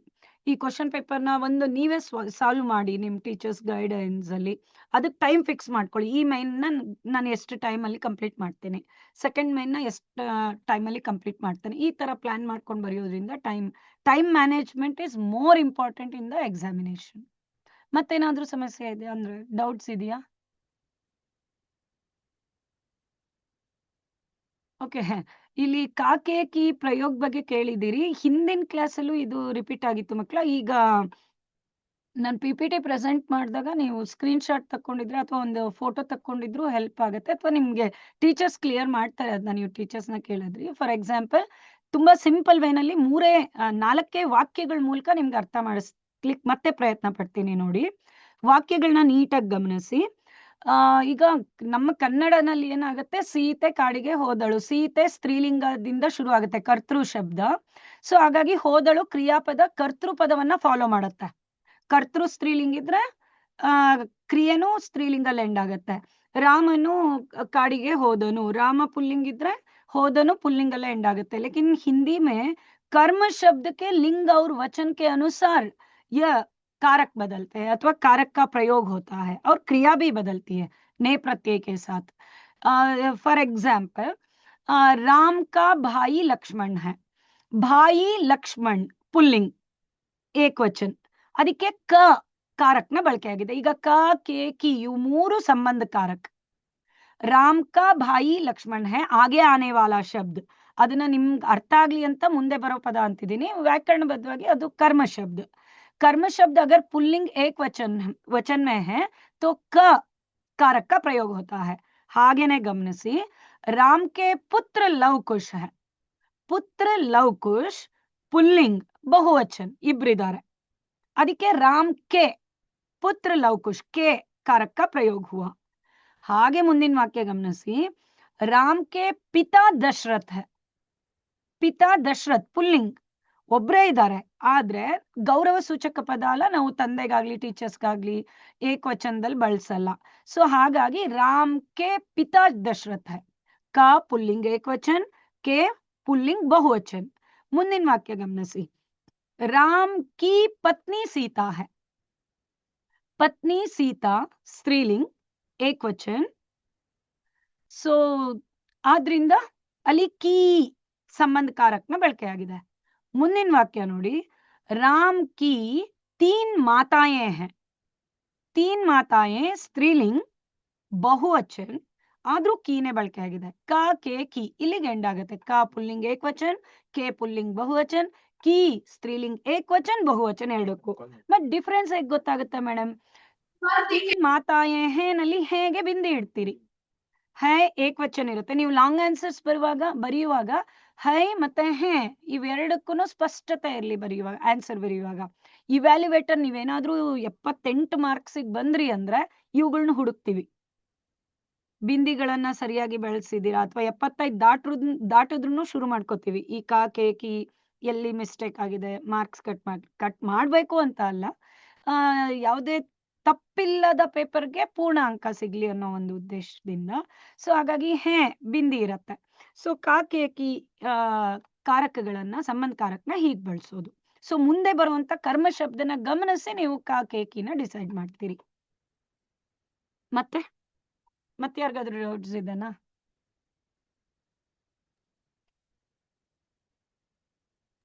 ಇಲ್ವಾ ಸರ್? ರಮೇಶ್ ಸರ್ ಯಾರಿಗೂ ಡೌಟ್ ಇಲ್ಲ ಅನ್ಸತ್ತೆ ಮೇಡಮ್, ಇಲ್ಲಾದ್ರೆ ಮೆಸೇಜ್ ಏನೋ ಮಾಡ್ತಿದ್ರು। ಹಾ ಸರ್, ಸೊ ಸೆಷನ್ ಇಲ್ಲ ಕ್ಲೋಸ್ ಮಾಡಬಹುದಾ ಅಂತ? Okay sir, okay, thank you sir Ramesh sir, Ali sir. Okay madam, thank you madam. ಇಲ್ಲಿವರೆಗೂ ನಮ್ಮ ಜೊತೆ ಇದ್ದು ನಮ್ಮ ಎಲ್ಲ ಶಿಕ್ಷಣ ವಸತಿ ಶಾಲೆಗಳ ಎಲ್ಲ ಶಾಲೆಗಳಿಗೆ, ಎಲ್ಲ ಶಿಕ್ಷಕರಿಗೆ, ವಿದ್ಯಾರ್ಥಿಗಳಿಗೆ ಅದ್ಭುತವಾಗಿ ತಿಳಿಸ್ಕೊಟ್ರಿ। ಅಲಿ ಸರ್ ಅವರಿಗೂ ಕೂಡ ಧನ್ಯವಾದಗಳು। ಅದೇ ರೀತಿ ನಮ್ಮ ಕ್ರೈಸ್ನ ಇಡಿ ಸರ್, JD ಸರ್ ಹಾಗೂ ಬೆಳಸೆಟ್ಟಿ ಸರ್, ಶ್ರುತಿ ಮೇಡಮ್ ಹಾಗೂ ಕ್ರೈಸ್ನ ಎಲ್ಲ ಸಿಬ್ಬಂದಿ ವರ್ಗಗಳಿಗೂ ಮತ್ತು ನಮ್ಮ ವಸತಿ ಶಾಲೆಯ ಶಿಕ್ಷಕರಿಗೂ ಮತ್ತು ವಿದ್ಯಾರ್ಥಿಗಳಿಗೂ ಎಲ್ಲರಿಗೂ ಧನ್ಯವಾದಗಳನ್ನ ಹೇಳ್ತಾ ಕಾರ್ಯಕ್ರಮ. ಹಲೋ ಮೇಡಮ್, ಹಾ ಸರ್, ಹೇಳಿದ್ರ ಸರ್, ಮುಗೀತಾ? ಹಾ ಮೇಡಮ್ ಮುಗಿತು. ಹಾ ma'am okay, excuse me one doubt ಕೇಳಿದ್ದಾರೆ, ಸಾರಿ ಮ್ಯಾಮ್. ಇಲ್ಲಿ ಹೇಳಿ ಮೇಡಮ್. ಓಕೆ, पर्वतावली कौन सी संधि ಅಂತಿದ್ದೀರಿ? ಬಿಡ್ಸಿ मतलब पर्वत प्लस आवली, पूर्वखंड उत्तरखंड, अ प्लस अ इक्वल्स अ, दीर्घ संधि का पहला नियम। पर्वतावली पर्वत प्लस आवली, अ प्लस अ इक्वल्स अ। ಹಾಗೆ ದೀರ್ಘ ಸಂಧಿಯ ಇನ್ನೆರಡು ನಿಯಮಗಳನ್ನ ನೆನಪು ಮಾಡ್ಕೊಳ್ಳಿ. ಗಿರಿ ಪ್ಲಸ್ ಈಶ್, ಗಿರೀಶ್, ಇ ಪ್ಲಸ್ ಇ ಈಕ್ವಲ್ಸ್ ಇ, ಇದು ಎರಡನೇ ನಿಯಮ ದೀರ್ಘ ಸಂಧಿಗೆ. ಹಾಗೆ ಮೂರನೇ ನಿಯಮ ಗಮನಿಸಿ, ಉ ಪ್ಲಸ್ ಉ ಈಕ್ವಲ್ಸ್ ಉ, ಭಾನು ಪ್ಲಸ್ ಉದಯ್, ಭಾನೂದಯ್. ದೀರ್ಘ ಸಂಧಿ ಈ ಮೂರಲ್ಲಾಗತ್ತೆ, ಸ್ವಲ್ಪ ಗಮನಿಸಿ ಅದನ್ನ. पर्वतावली पर्वत प्लस आवली, पर्वतावली अ अ अ। Okay, thank you ma'am. Thank you ma'am. ಈ ಒಂದು ಸೆಷನ್ ಇಲ್ಲಿಗೆ ಮುಕ್ತಾಯ ಆಗುತ್ತೆ. ಮತ್ತೆ ಮೇಡಮ್, ಮಂಜುಳಾ ಮೇಡಮ್ ಎಷ್ಟು ಚೆನ್ನಾಗಿ ಟೈಮ್ ಮ್ಯಾನೇಜ್ಮೆಂಟ್ ಆಗಿರ್ಬೋದು, ಸ್ಪೆಲ್ಲಿಂಗು, ಸೆಂಟೆನ್ಸು ಯಾವ್ದು ತಪ್ಪಿಲ್ಲದೆ ಬರೆಯೋದ್ರಿಂದ ಬರಿಬಾರ್ದು, ಸ್ಪಷ್ಟ ಉತ್ತರ ಬರಿಬೇಕು. ಮತ್ತೆ ಪ್ರಶ್ನೆ ಪತ್ರಿಕೆನ ಫಸ್ಟ್ ಇಂದ ಅವ್ರು ಹೇಗೆ ಬರೆದ್ರೆ ನಿಮ್ಗೆ ಫುಲ್ ಮಾರ್ಕ್ಸ್ ಬರುತ್ತೆ ಅನ್ನೋದ್ರ ತುಂಬಾ ಚೆನ್ನಾಗಿ ಹೇಳಿದ್ರು. ಈ ಒಂದು ವಿಡಿಯೋನ ನಾವು ಯೂಟ್ಯೂಬ್ ಅಲ್ಲಿ ಕೂಡ ಅಪ್ಲೋಡ್ ಮಾಡ್ತೀವಿ. ಸೊ ಅವಶ್ಯಕತೆ ಯಾರಿಗಿರುತ್ತೋ ಪದೇ ಪದೇ ನೋಡ್ಬೇಕು ಅಂದ್ರೆ ನಿಮ್ಮ ಇಲ್ಲಿ ಹಾಜರಿರುವಂತಹ ವಿಷಯ ಶಿಕ್ಷಕರು ನಿಮ್ಮ ಮಕ್ಕಳಿಗೆ ಯೂಟ್ಯೂಬ್ ನಲ್ಲಿ ನಮ್ಮ ಕ್ರೈಸ್ತ್ ಈ ವಿಡಿಯೋನ ನೀವು ಪದೇ ಪದೇ ಅವ್ರಿಗೆ ತೋರಿಸಬಹುದು, ಮನವರಿಕೆ ಅಂದ್ರೆ ಅವರಿಗೆ ಉತ್ತಮ ರೀತಿಯಲ್ಲಿ ಬರೆಯೋದಕ್ಕೆ. ಹಾಗಾಗಿ ಇದು ಒಂದು ಉತ್ತಮ ಸೆಷನ್ ಆಗಿ ಮೂಡ್ ಬಂತು ಅಂತ ಹೇಳಕ್ಕೆ ಇಷ್ಟಪಡ್ತೀನಿ. ಮೇಡಮ್ ಎಲ್ಲವನ್ನೂ ತಿಳಿಸ್ಬೇಕು ಅನ್ನೋ ಅವ್ರ ಮನೋಭಾವನೆ ಬಹಳ ಖುಷಿ ತಂತು. ಮೇಡಮ್ ತಮ್ಗೆ, ಮಂಜುಳಾ ಕೇಳಿದ ಮೇಡಮ್ಗೆ ಧನ್ಯವಾದಗಳನ್ನ ಹೇಳಕ್ ಥ್ಯಾಂಕ್ ಯು ಇಷ್ಟಪಡ್ತೀನಿ. So much. Thank you. ಹಾಗೇನೆ ನಮ್ಮ ಕ್ರೈಸ್ ಅಲ್ಲಿ ಉನ್ನತ ಸ್ಥಾನವನ್ನ, ಉನ್ನತ ಮಾರ್ಕ್ಸ್ ಪಡೆದು ಉನ್ನತ ಸ್ಥಾನದಲ್ಲಿರುವಂತಹ ವಸತಿ ಶಾಲೆಯಲ್ಲಿ ಕೆಲಸ ಮಾಡ್ತಾ ಇರುವಂತ ಶ್ರೀ ಆಲಿಬಾಯಿ ಸರ್ ಅವ್ರಿಗೂ ಬಹಳ ಚೆನ್ನಾಗಿ ಹೇಳಿದ್ರಿ ಸರ್, ಎಲ್ಲೆಲ್ಲಿ ಏನೇನ್ ಮಾಡ್ಬೇಕು ವಿದ್ಯಾರ್ಥಿಗಳು, ಎಲ್ಲಿ ಯಾವ್ದ್ರ ಬಗ್ಗೆ ಗಮನ ಕೊಡ್ಬೇಕಂತ. ತಮಗೂ ಕೂಡ ಧನ್ಯವಾದಗಳು. ಹಾಗೇನೆ ನಮ್ಮ MRP ಸರ್ ರಮೇಶ್ ಆಲೂರ್ ಅವರು ತುಂಬಾ ಚೆನ್ನಾಗಿ ಇದನ್ನ ಮ್ಯಾನೇಜ್ ಮಾಡಿದ್ರು. ಮತ್ತೆ ಟೆಕ್ನಿಕಲ್ ಸಪೋರ್ಟ್ ನೀಡಿದಂತ ಉಮೇಶ್ ಅವ್ರಿಗೂ ಕೂಡ ಧನ್ಯವಾದ ಹೇಳ್ತೀನಿ. ಈ ಎಲ್ಲವನ್ನು ಕಾಲ ಕರೆಕ್ಟ್ ನಡ್ಕೊಂಡು ಹೋಗಕ್ಕೆ ಸಹಾಯ ಅಂದ್ರೆ ಒಂದು ಉತ್ತಮ ರೀತಿಯ ಸ್ಟೇಜ್ ಹಾಕೊಟ್ಟಂತ ನಮ್ಮ ಕೇಂದ್ರ ಕಚೇರಿ ಎಲ್ಲಾ ಅಧಿಕಾರಿಗಳಿಗೂ ಧನ್ಯವಾದಗಳನ್ನ ಹೇಳಕ್ ಇಷ್ಟಪಡ್ತೀನಿ. Thank you sir. Pardon me again ma'am, sorry, pardon me. ಮತ್ತೆ ಒಂದು ಕ್ವಶನ್ ಕೇಳಿದ್ದಾರೆ. ಹೇಳಿ ನೀಲ್ಕಂಠ್ ವಿಚ್ ಸಮಾಸ್ ಅಂತ ಕೇಳಿದ್ದೀರಿ. ಇದು ಬಹುರ್ವಿಹಿ ಸಮಾಸ ಆಗತ್ತೆ ಮಕ್ಳ. नीला है कंठ जिसका, पूर्वखंड और उत्तरखंड दोनों के बीच में कोई संबंध नहीं, लेकिन तीसरा अर्थ प्रदान होता है, तो वह नीलकंठ ಬಹುರ್ವಿಹಿ ಸಮಾಸ್. ಕೆಲವೊಮ್ಮೆ ಕೆಲವರು ಡೌಟ್ ಕೇಳ್ತೀರಿ, ನೀಲ್ಕಂಠ ಇದು ಕರ್ಮಧಾರೆ ಆಗತ್ತಾ ಪೂರ್ವಖಂಡ್ ವಿಶೇಷಣ ಅಂತ? ಇಲ್ಲ, ಆಗಲ್ಲ. ಯಾಕೆಂದ್ರೆ ಇಲ್ಲಿ ತೀಸರಾ ಅರ್ಥ ಪ್ರದಾನ ಆಗುತ್ತೆ. ಫಾರ್ ಎಕ್ಸಾಂಪಲ್ ಕರ್ಮಧಾರೆಯಲ್ಲಾದ್ರೆ ನೀಲ್ ಕಮಲ್, ಕಮಲ್ ಕಾ ವರ್ಣನ್ ಕರ್ತಾ ಹೈ ಪೂರ್ವಖಂಡ್, ಸೊ ಕಮಲ್ ಸಂಜ್ಞಾ. ಸೊ ಹಾಗಾಗಿ ಅಲ್ಲಿ ಕರ್ಮಧಾರಯ ಬರುತ್ತೆ. ಬಟ್ नीला है कंठ जिसका, तीसरा कोई तीसरा व्यक्ति वहां पर प्रदान होता है शिव, तो वह बहुर्विही समास है. Okay ma'am, thank you. Okay, thank you ma'am. ಈ ಒಂದು ಎಲ್ಲ ಪ್ರಶ್ನೆಗಳು ನಿಮ್ಮ ಶಿಕ್ಷಕರೇ ಹೇಳುತ್ತಾರೆ. ಆ ಒಂದು ಈ ಸಮಸ್ಯೆಗಳನ್ನ. ಥ್ಯಾಂಕ್ ಯು ಮೇಡಮ್, ಆದ್ರೆ ಬಹಳ ಸೂಕ್ಷ್ಮವಾಗಿ ಹೇಳ್ಕೊಟ್ಟಿದ್ದಕ್ಕೆ. ಹಾಗೇನೆ ಹಾಜರಿರುವಂತಹ ವಿದ್ಯಾರ್ಥಿಗಳಿಗೂ ಆಲ್ ದ ಬೆಸ್ಟ್ ಹೇಳ್ತಾ, ನಮ್ಮ ಶಿಕ್ಷಕರು ಆ ಒಂದು ವಿದ್ಯಾರ್ಥಿಗಳು ಉತ್ತಮ ಮಾರ್ಗದರ್ಶನ ನೀಡಿ ಅಂತ ಹೇಳ್ತಾ ಈ ಸೆಷನ್ ನ ಮುಗಿಸ್ತಾ ಇದೀವಿ. Thank you so much.